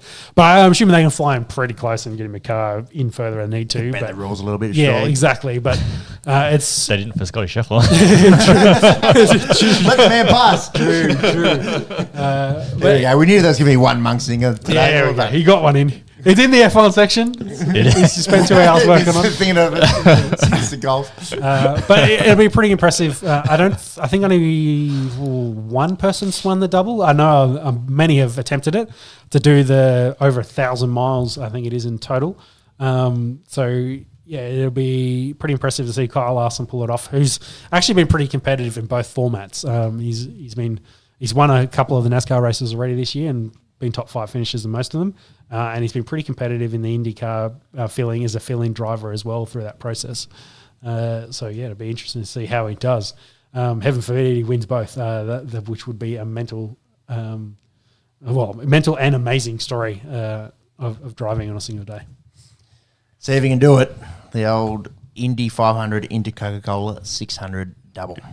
Yeah, it was a Tony Stewart and there was a Tony Fancon as well. Tony Stewart has done it. The only other driver to complete all 1,100 miles on the same day. Yeah. So he didn't win both. Didn't win both, but complete it, which is also a challenge. Like your car's got to go the full distance. Well, you need 2 very good cars to drive. Mm-hmm. Yeah. All right, Motorsport Nuffies, it's a big night for you. IPL fans, also big evening, and Queensland fans will see who gets named in about 12 hours. Yep. Thank you for listening to On The Esky. Might be a few weeks until the next pod, but stay tuned via the socials. Thanks, boys. Always fun talking State of Origin, always fun talking NBA, football, cricket, fights, motorsport. We cover a little bit of it all. Yep. Check us out on social media. Hit that subscribe button if you're just finding us. And we'll see you next time here on The Esky. Bye. Bye.